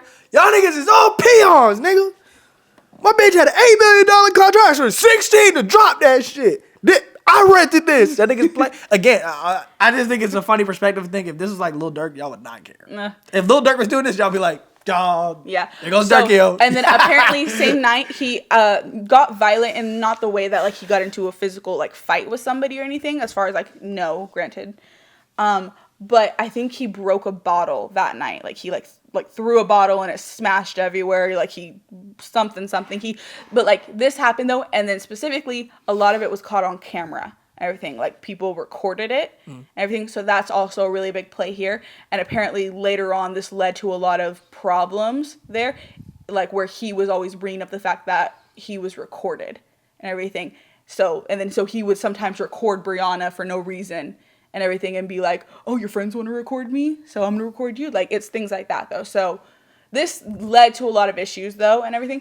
So a lot of people, and again, this is just the things that she has said so far and everything. So a lot of people have the questions like, girl, why is he offering you $12 million? Like, what do you know? Like, that's another thing that Josh and crazy. Dave kept saying on the podcast, apparently, was, what on God's earth could you know about him? Could you expose about him for it to be $12 million? I feel like for $12 million, if you're not coming out saying he beat you, R-worded you, sexually assaulted you, or is gay,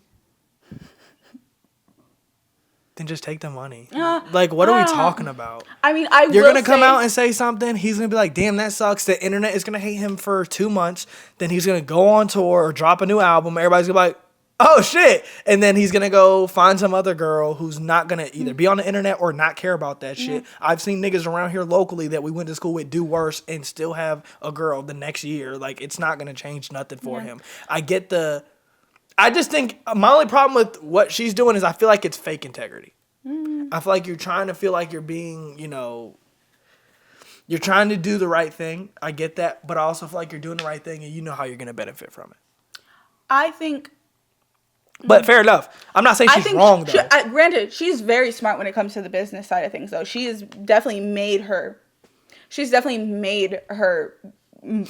business for herself. She's a content creator herself, and she has her hands in a lot of different things. From what I know, again, I don't know a lot, but she has her hands in a lot of different things, though. So she is very smart about this, and she also, of course, understands, one, could the 12 million help her? Obviously, it's 12 million fucking dollars. It's a lot of money. But to her, she's like, respectfully, she doesn't need the $12 million though. I mean, everybody needs $12 million, but she doesn't need the $12 million. And another thing is, she's not going to just get $12 million and everything. That's absolutely not how it's going to work and everything. Well, it depends on what the contract is. That's the point, though. What they're saying, though, is that's not how it would work and everything. Is he's not just going to give her $12 million. It's going to be a roundup. It's going to be a sum of $12 million. And there's even a possibility that it could be, over the next 30 years, she's going to get like $1,000 for blah, blah, blah. Like, that's what they're saying, though. It could be. Okay, well, that just comes down to a contract. That could be either. No, I don't If you want me to shut the fuck up, then you're going to give me $12 million the way I want you to give me $12 million. Mm-hmm. It's that simple. That's not even worth bringing up. Okay, well, I'm just saying, though, but that's like a big part of it, though. So I think for her, of course, this is very smart on the business side of things, too, because, it is business a lot of the time, too. However, she's also in a relationship. This was like her heart was actually genuinely in this and everything. So on the integrity side of things, where she is like, I was mistreated in this. He's not a good person. And I don't want this kind of thing to happen to other people. I feel like it can be both, though. I don't feel like just because one is true means the other can't be true. I think it's, for closing statements, Karen's about to overheat. I think it's really easy to turn down 12 mil when you can talk about something, seem like the good person, make at least a fraction of that money, and benefit for the next 6+ months from telling the story on this podcast, this clip. I think it's pretty easy to be the good person. Yeah. And now, if you could do none of that, would you be doing the same thing?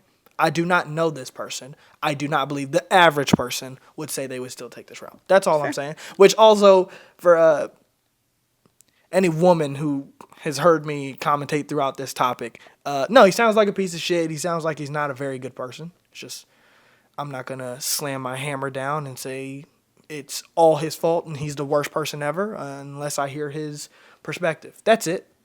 That's all I'm saying. But no, he does sound like a piece of shit. He's probably a pretty big weirdo. He's going to keep doing whatever it is he's doing. Her talking about it is not going to stop it because that's just not how the world works. That's pretty much my wrap up on it. But I will say, if he ever comes out on a podcast or something, even if it's one of these podcasts I would never listen to, I'm going to go listen. I got to hear what he has to say.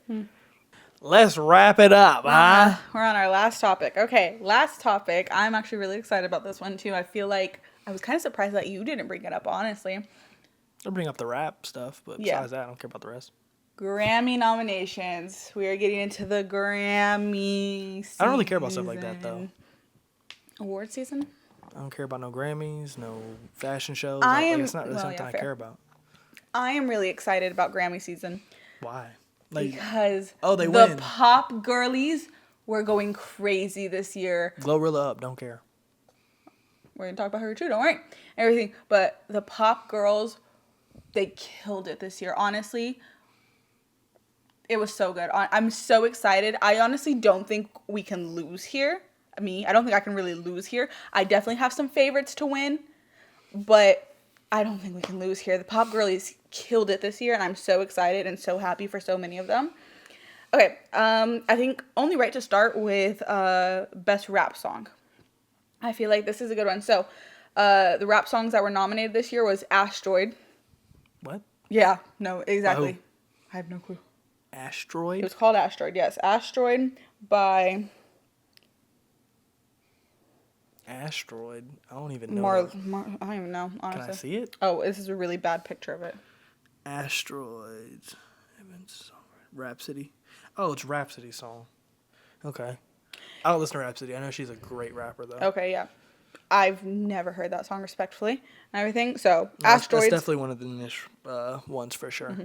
Asteroids, Carnival, Like That, Not Like Us, and Yeah Glow.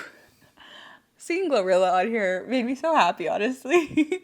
I don't know. I saw that. What? I'm trying to think why it would make you happy. Why do you care about Glorilla? I don't know. There was just I like Glorilla. But I'm not gonna lie, I Just wasn't liking somebody and it making you happy that they're Grammy I don't nominated are two know. separate things. I don't know. Again, I'm gonna say that about a lot of the people on this list and everything. I'm very happy for a lot of the people that got nominated for a Grammy and everything. Glorilla, I feel like she had an amazing year for sure. And I do think she deserves to be Grammy nominated, but I wasn't expecting her to be Grammy nominated.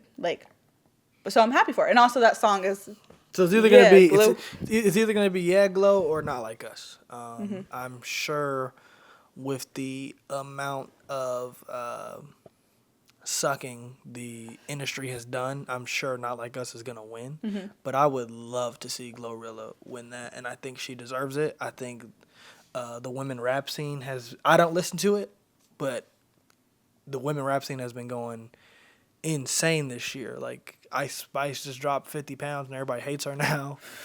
Like it's been a great year for women rap, and I think this will just really like if she won it 10 years from now, people can be like 2024 was the year everything got jumping. Like Glorilla is not just a good woman rapper. Like Glorilla is a good like she off her new album, she got a few shits that's just like damn, I really wish this was a guy rapping this. And I only say that just because I can't really listen to women rap, just because the perspective from which they rap from a woman perspective. So I can't really relate to it at all, like even a little bit. So I can't really get into it, but I can listen to it and hear it. Like, but Yeah, it's not something let you her would cook, download, but let her cook off Glorilla's album. Oh my god, that song is ridiculous. That song's ridiculous. So I would love for her to win it. Do I think she is? No. Entries against Drake. There's no way they're not letting Not Like Us win, which, might I add, Drake called. So let's go right with the Not Like Us of it all then. Record of the year. I would pick Like That. Really? Oh, I loved The that first time I heard that song. That song You went want how crazy. good? No. Fuck Kendrick. You know how hard that song was thumping to me before Kendrick's verse? Kendrick's With the voice was like, production, oh, hey, I wasn't with the expecting production, the sample, and Future, just that's production was crazy. That's the top of the line Future on that song. Kendrick was the cherry on top, in my opinion. That song was ridiculous before his Future I agree. came Whenever out. I was listening to that song too, it was definitely like because you showed it to me and everything. You came to the room. And Yeah, everything because I after you heard listened to it. Kendrick, Yeah. I was going crazy. Yeah, so you came to the room afterwards, but like you listened to it, you're like, I need you to listen to this one. I was like, okay. You were playing it. I was like, oh no, this is fantastic. This is a great song. Going. And then Kendrick came on and I was like, of course, again, pre all the beef and everything too, still, I am a huge Kendrick fan. So of course, hearing Kendrick on anything, especially a feature that we were not prepared for, that was fucking insane. So yeah, no, great song. I also think Not Like Us is going to win that though. Record of the year. Also, I recently learned what the difference between record of the year and song of the year is. Okay, apparently, oh God, I'm going to get it mixed up. It's essentially in the production of them. That's kind of the way it works. I believe record of the year is going to go all the way to like producers. I believe that's the one that has like the marketing. Like I believe that's that one and everything is record of the year. And then song of the year is more artist songwriter based, I believe. Okay. Fact check that yourself. But that's, I believe, what the difference is, though. Granted, a lot of these songs that made record of the year. Quite a bit of them are also song of the year as well. Okay, so we have Now and Then, The Beatles. Texas Hold'em, Beyonce. What? The Beatles? Now and Then, The Beatles. Okay. Texas Hold'em, Beyonce. Espresso, Sabrina Carpenter. 360, Charlie XCX.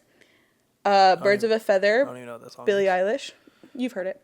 Not Like Us, Kendrick Lamar. Good Luck Babe, Chapel Roan. Fortnite, Taylor Swift featuring Post Malone. It's probably the most white people song of all time. So, I'm going to go with my opinion on this already. Record of the year. There's so many fantastic ones. Honestly, Beyonce's fucking Beyonce and everything. Texas Hold'em was a huge song. She's only Beyonce to us. We've learned that. What do you mean we've learned that? White people have not liked us, Beyonce. She came out with a country album. They did not talk about her at the CMTs. They don't even honor it as a country album at any of the award shows that they've had.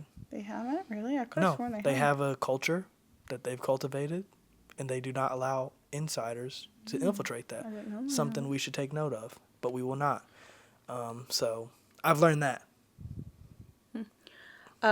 Espresso. Huge song. The production behind Espresso, anything from the music video to the producer, who the producer was on that, huge and everything. I think Espresso has definitely is one of the highest contenders on this list. 360. I loved 360 by Charlie XCX. I don't think it's winning record of the year though, but I loved it. I don't think it's winning record of the year though. Birds of a Feather. Billy. I fucking love Billy. Birds of a Feather was an amazing song. It had its huge cultural moment for sure. That song came and went. I'm also leaning towards it not being record of the year. However, it's Billie Eilish, and I'm really not going to be surprised by anything Billie Eilish. There's no way she wins. I don't think she's going to win it either. There's no way she wins. But Fortnite by Taylor Swift, I also don't think that one's winning. Like Dylan said, that one definitely has an audience. I wasn't the audience for that one. The moment I found out Taylor Swift's dad was like a high exec at a music label, I lost all respect for her.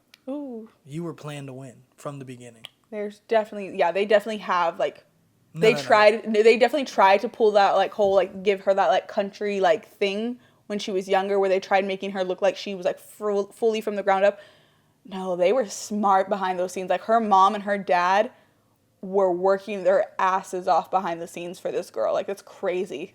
It's the music. The music industry is the easiest one to manipulate. You can make somebody blow up in the music industry. You can't do that with shows or movies. You can't do that. Music, you can do it. Yeah. I know they do. Another one, a personal favorite of mine, Good Luck Babe by Chappell Roan being on record of the year again. I have no recollection of that, so I know that one's definitely not winning. Oh my gosh, I'm so happy about that being on this list. I of course hope it does. I'm not gonna lie, I think I'm really between Espresso and Not Like Us winning it. Doesn't Texas Hold'em was huge though too. Doesn't Beyonce have the most Grammy wins or something like that? I honestly do not know. I believe so. I think that was a record that got beat. Yeah, I don't know. I don't know what would win out of Beyonce, Kendrick, and the little white girl. Sabrina Carpenter. Yeah. Everything. I don't know who would win out of that three. It's a tough three to pick. Yeah, from. no, I agree. I think those are the top three for it. Again, I love Chappell Roan. And Billie Eilish. And Charlie XCX. Honestly, I don't really listen to the Beatles, respectfully. Who the fuck cares about the Beatles in 2024? So I really would be happy with anybody winning this. I think the only one that I would be kind of like, really, is Fortnite by Taylor Swift. Everything, I just didn't, like, it was a good song. Billy's and Clown Girl. I think those three, there's no way that they win. Charlie XX? No. Who's Clown Girl? The girl who's Chappell like Roan. Yeah, I think those three. Guess that one. Only because I don't listen to any of this music besides Not Like Us. Well, that one got outplayed for me really fast. But I don't listen to any of them, so I feel like if I know somewhat what they sound like, they must be pretty big. Yeah, and of course Espresso. So that's what I'm saying though. I think Espresso was like the Halloween cost. No, please is what I'm thinking of. Even then though, Espresso is it was huge. It's everywhere. It's everything. But Not Like Us also broke many records. I agree. Bought it or not. I agree. It broke many records. So, also, Texas Hold'em. That one low-key could win. Yeah, because that's what I'm artists saying. going outside of their category, and that was a very big TikTok trend. We're Like, be coming that one back could to be a that sleeper. for sure. So Texas Hold'em, I'm thinking definitely Texas Hold'em, Espresso, and Not Like Us. I really, really want Espresso to win this. I'm not going to lie. I'm definitely rooting for Espresso on this one. However, I do see Not Like Us winning it as well. I think because he's going to win so many things, I feel like there's I don't know how many nominations he got specifically. 7. He got 7? Okay. Kendrick just opened his mouth. Someone go hand him a Grammy right now. Granted, the song was huge. But Sabrina Carpenter, she got 8 nominations. I'm so happy for her. She got 8 nominations. Let me just talk about that real quick. Sabrina Carpenter got 8 nominations. Chappell Roan got Album of the Year, Record of the Year, Song of the Year, Best New Artist, Pop Vocal Album, and Best Pop Performance. What is that, 5? Sabrina might really come through and sweep her on every single one of them in the same category as. Homegirl might not win. Sabrina got Best New Artist, Record of the Year, Song of the Year, Album of the Year, Best Pop Solo Performance, Best Pop Vocal Album, Best Remixed Recording, Best Engineered Album Non-Classical. God damn, it's fucking She very is- specific category. They got into it. Going on the same thing too. Billie Eilish got Record of the Year, Song of the Year, Album of the Year, Best Pop Vocal Album, Best Pop Solo Performance, Best Pop Duo Group Performance, Best Dance Pop Record. Billie started dressing like a 2002 rapper, and I stopped caring. We love Billie. Y'all love everybody. Bringing some, okay, also on my honorable mentions, people that I'm just so happy about, again. What is the topic here? What are we getting into? I'm confused. The Grammys, just that. That's kind of the end But of there's it. no questions being posed. Well, I mean, we we're talked just about that. journaling at this point. No, I just wanted to have a conversation about it more than Oh, anything. what's here. the combo, though? We just talked about Kendrick Lamar and how you feel about that. I know, Like, but mean- like now you're just reading off like. Well, no, because I'm having fun right now. Now I'm just kind of talking about it. Olivia Rodrigo got Best Song Written for Visual Media. I think that's her only Grammy nomination this year. Madison Beer got a nomination. You know who Madison Beer is? Yeah, I know who Madison Beer is. Do you not care? I mean, I feel like that's kind of like a... No, this shit She is got layup dropped to from these her- little pop star girls. This shit is layups. She Like, got dropped from, I think that one's a really good story too, because she got dropped from her.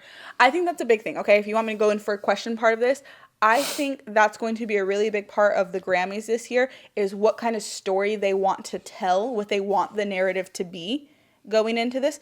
Do you not agree?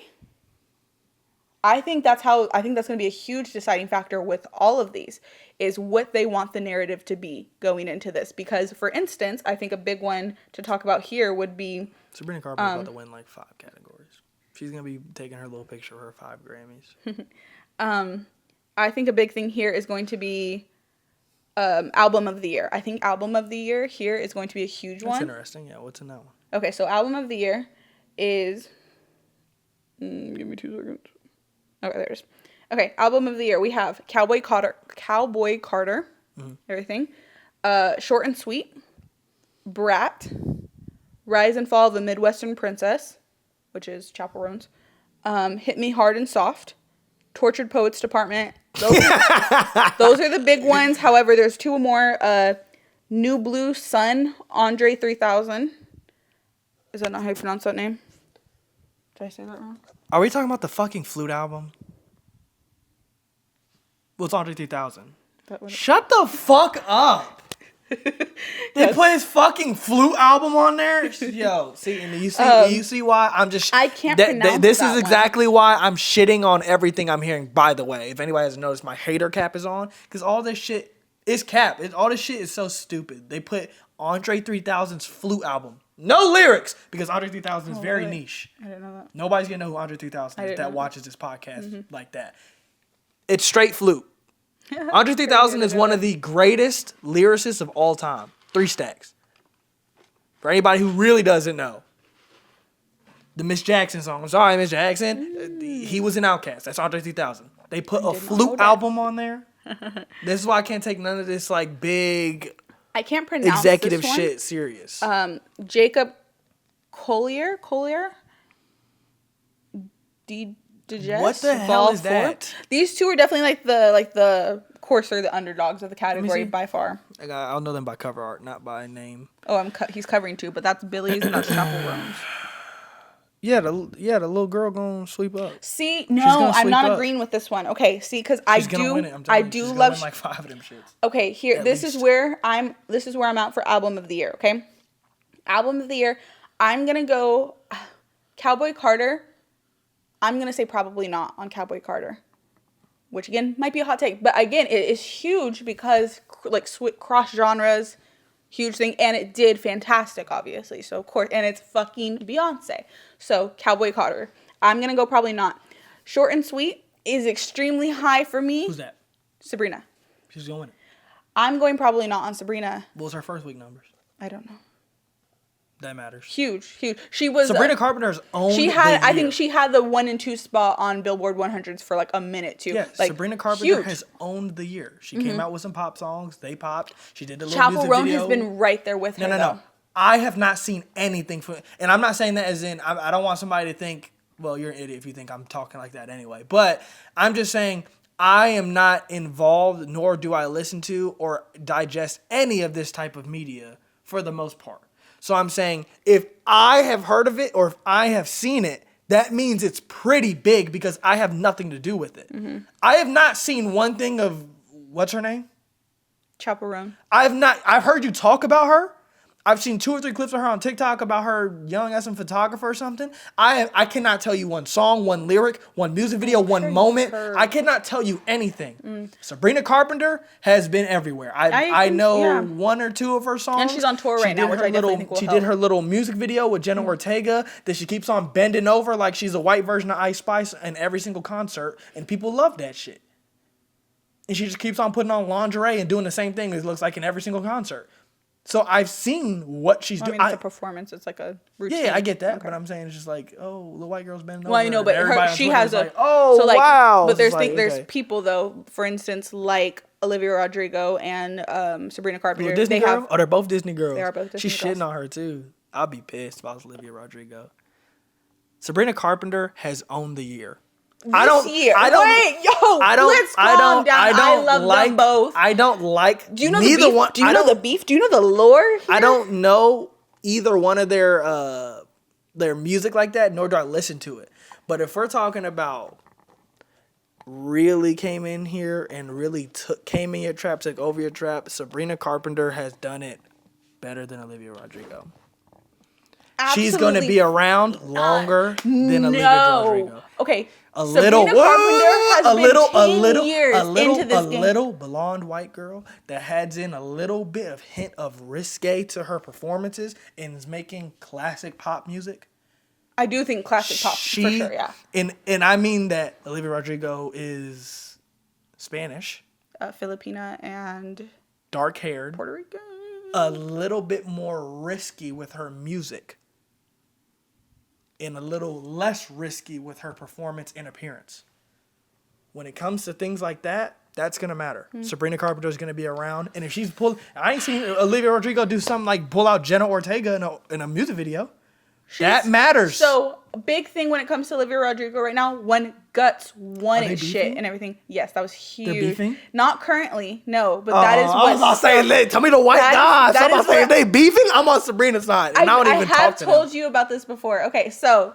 Fuck the Grammys. We're going to go... Well, fuck the Grammys. We're not even talking about that right now. My pick, by the way, I want Midwestern Princess to win. I will be very happy if Brat wins or if... You want everybody to win? Oh, okay. I see what it is. I know the games you play. And I also want short and Sabrina to win. No. I also was going to say short and sweet.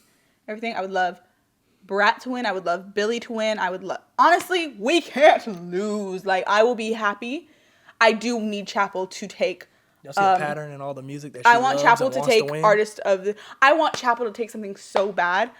Sabrina is going to take something. I'm not even questioning Sabrina taking something. She's cleaning up. She's taking. Yeah, I think she's all the definitely going to be cleaning I listen to, they all agree. Yeah, I'm definitely cleaning. I think she's going to definitely be taking for sure on a lot of categories and everything. I need Chapel to take.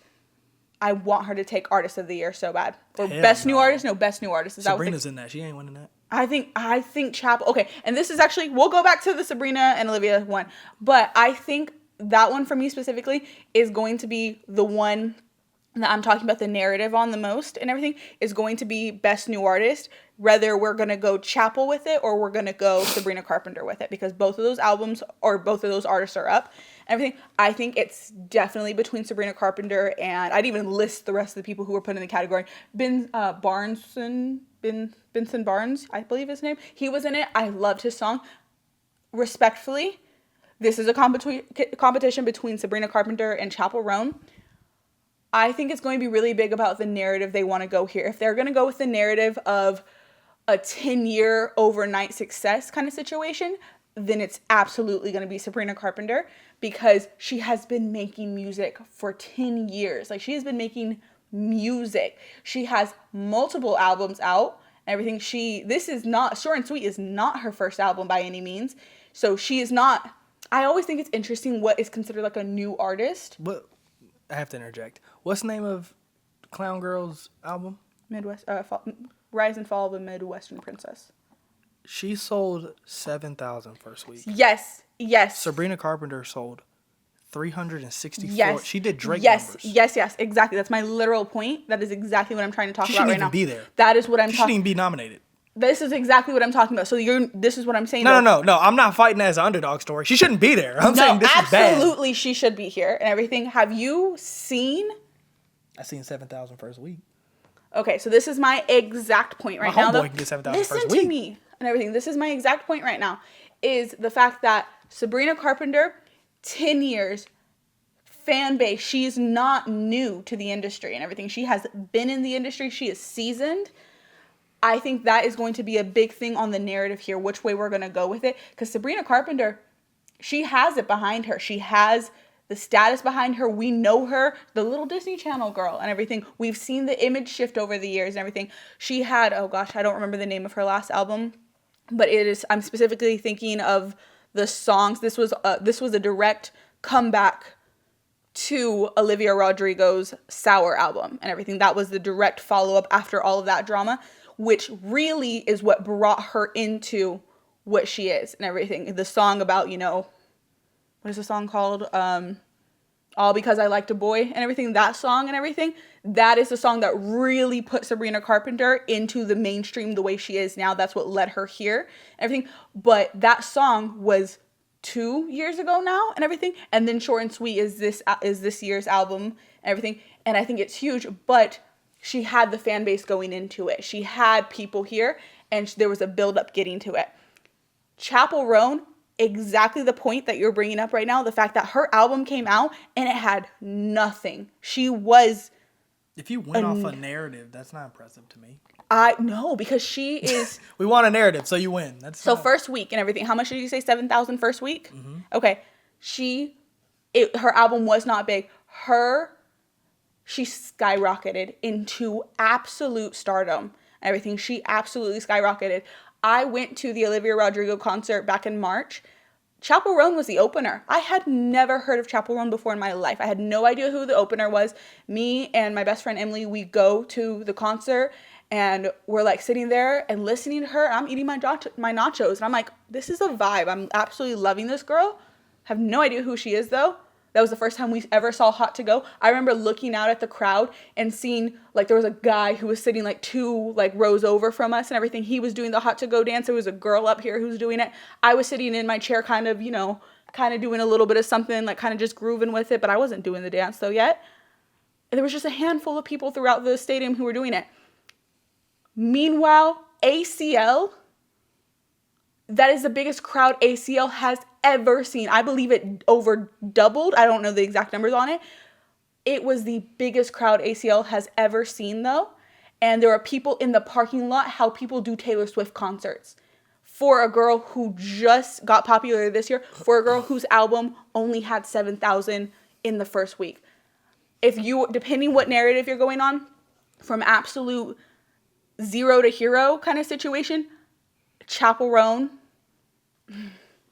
I want Chapel Roan to take Best New Artist so badly. I do think Sabrina is extremely talented, and I do think she is going to take a billion other categories. I absolutely think Chapel Roan deserves Best New Artist more, though. And I really think it's going to come down to the narrative of which way we're going to play it and which way the Grammys want to take that kind of story. Because it could go the 10 years, and then we finally made it, 10 years of pure resilience and everything, and we're finally here. Or if we're going to have a overnight success kind of situation there and everything. I don't know. I'm definitely aiming for Chapel Roan to take that one though. Damn, I got real passionate about that one, I feel like. Did you look something up over there? I just got all the numbers. Okay. Would you like to tell me them? Sabrina sold 18,000 on her first album, or her album before her latest. Okay. She has also a very highly anticipated album coming off of Olivia Rodrigo's Sour album. Okay. She also has 78 million listeners per month. Mm-hmm. Drake numbers. Chapel Roan has 43 million. Chapel Roan sold 7,000. Speak up a little bit. If she released the album tomorrow, I don't think she's doing 300,000. So, and I'm also speaking from the perspective. if you are in the category, you are the best new artist. That is now. If you're doing all the narrative and shit, that's why I don't like none of this stuff. I don't care about no narratives. That's what I'm saying though. I think it very stuff. much goes into the narrative that they're playing. I think I get that. Sweet You're and just Sour repeating the same has. thing. I get that. I think Sweet and Sour can be up there in the question of who's going to win best album of the year and everything. But best new artist though, I feel like Chappell Roan is the one that makes the most sense for that. That's how you feel. I'm saying that it's in the she's in the category.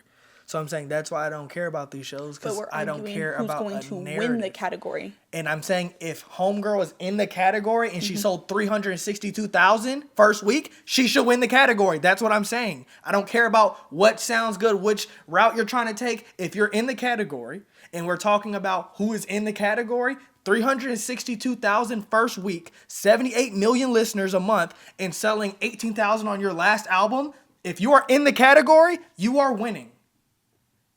Now, if Homegirl drops an album tomorrow before the Golden Globes or whatever the fuck, the Grammys, and then she sells 320,000, now we're talking something different. But we can't go off of what we think would happen. So I'm saying if she's in the category, not speaking from a narrative, this is what sounds good, because that's why I don't like none of it. So I'm saying if she's in the category, Sabrina should win. But if they're going to do the narrative thing. So that's up to whatever. That's opinion. That's not. Yeah, it's just getting low on battery. That's opinion. That's not based off of what the people are seeing. Okay. So, well, I'm just saying, though, I think I want... She's sweeping. Bring out the brooms. I want Chappell Roan to win that. We got to clean the carpet, cuz. Anyways. Bring out the brooms. She's sweeping. She's walking out this shit with 5. She's going to have a picture. No, I definitely She got think... a picture like this. No, yeah. And Olivia... Chappell Roan's going to be in the back. Shut the fuck up. Chappell Roan will not be like that. Anyways. Or she could be on as some photographer to get another viral clip. Yeah. Oh my god. Sabrina gonna be like Shut the fuck up. Sabrina gonna have 6 of them. Fuck it. This is tough. There you go. Granted, though, I will say I absolutely do think that Sabrina Carpenter is going to kill it on this and everything. I think she is. I would love to see Brat. I would love to see Charlie XCX take something home as well too. I don't know how many nominations she got, but I would love to see Brat take something as well though, because that was such a huge part of the narrative this summer. It like people were making political campaigns. Companies were changing their logos to fit this. Like, Brat was also extremely huge, too, so I would not be surprised to see Brat, Charlie XCX. Companies were changing their logos for what? Yes, many companies. For what? For Brat Summer. I don't know what that is. Brat Summer was a huge I don't know what that is, but you know what I do know? Sabrina Carpenter. She's sweeping. I'm very excited, yeah. I'm going to be telling him the lore of Olivia Rodrigo and Sabrina Carpenter on our next episode, though. So definitely make sure you come back and watch that one. No. We're going to come back to that one later. We'll see about that. Okay, but our light died. Our mics are dying. I think we're calling it. No. Why are we not calling it? Because we have to keep on talking about Sabrina Carpenter. Can I turn off the fucking camera? Please? No. Please. Please. Yeah, I know. Please. Oh, that's the song? Don't do that. Yeah. Oh, motherfucker. Oh, that's that song? Oh, by the way, I don't like any of Sabrina Carpenter's music. Yeah. I think it's the most... I think pop music is the most, like, vanilla music possible. So, like, I don't think it's bad, but I don't think it's any type of, like, extraordinary music. He has actually gone out of his way to make fun of Sabrina Carpenter many times to me. No, that song is crazy. No, you've gone out of your songs, way multiple times on other circumstances to make fun of Sabrina Carpenter. Because, again, this is making it sound like I am not a Sabrina Carpenter fan. I'm a huge Sabrina Carpenter fan. I fucking love her. I considered getting tickets to her tour. I'm just saying, I'm only arguing, I'm making on that is any category that Homegirl's in and Sabrina's in at the same time, she shouldn't see the light of day. She should get swept. Shouldn't even be a competition. They shouldn't even have her on the voting ballot. They should be like, oh, yeah, all right. No. They should be like, maybe next year, but not this year. This is Sabrina's year. She got y'all in a chokehold. Chappell has us in a chokehold. No, she doesn't. Not like that. If I don't know her music and I have nothing to do with any of it, I know she's not as big as you are kind of making it sound like she is. I'm not saying... I'm about to pull up these videos of these fucking crowds she's pulling in. That's not the point. You're not... brother? You're not understanding the point. Nobody... I'm not saying she's not big. You're speaking from perspective. I'm saying she's not big. I'm not saying she's not big. She has 48 million listeners a month. She's huge. But I'm saying... I am so far removed from all that type of pop culture The fact that I even know about Sabrina Carpenter and the performances, the music video, you sing that song, and I'm like, oh, it's that song. I could not do that for the other girls. So yes, I know, you could. No, I couldn't. Yes, you could. No, I could not. If I started doing the hot to go dance, you would know what that What is that? You've seen me do it. You've made Homegirl, fun you of do me 8 for million doing dances. it. You think I know that's Chapel Roan's dance? You think H-O-T-T-O-G-O. Yo, on Mary Hart, He is I have fucking no clue what that is. lying. I have He's no clue what that is. liar. What is that? You made fun of me What for is doing that? that dance at Nicole's wedding. What is- Not wedding, what is birthday. that? It's a dance. When did you do that for her birthday? I did. He made. Do it again? You're gaslighting. He's gaslighting No, me. I'm He's not. gaslighting me. He's gaslighting me. Gaslight. No, I'm not. Gaslight. No, I'm not. Do it again. Do it one more time. H-O-T-T-O-G-O. You can take me hot to go. That shit He's is so fucking stupid. lying. No, that shit is so stupid. Lying. You know what? She should actually get slept even harder if that's her dance. It's just one of the dances. There's not You one can't do of the you can't dances. do That's it. You actually the can't only do dance. that unless you're in the YMCA, bro. We don't. That's get what past people that. are saying. That's the joke. Oh my god, that shit is not fun. Leave my Midwestern princess alone. Where's she from? The Midwest. Wow, who would have guessed? Where at? I have no idea. Some small little town. You ain't even about it, Sabrina. Milwaukee, Sleeping, Milwaukee. nigga. Sabrina up by 12, nigga. Turn off the fucking camera. You're a hater. You're a hater.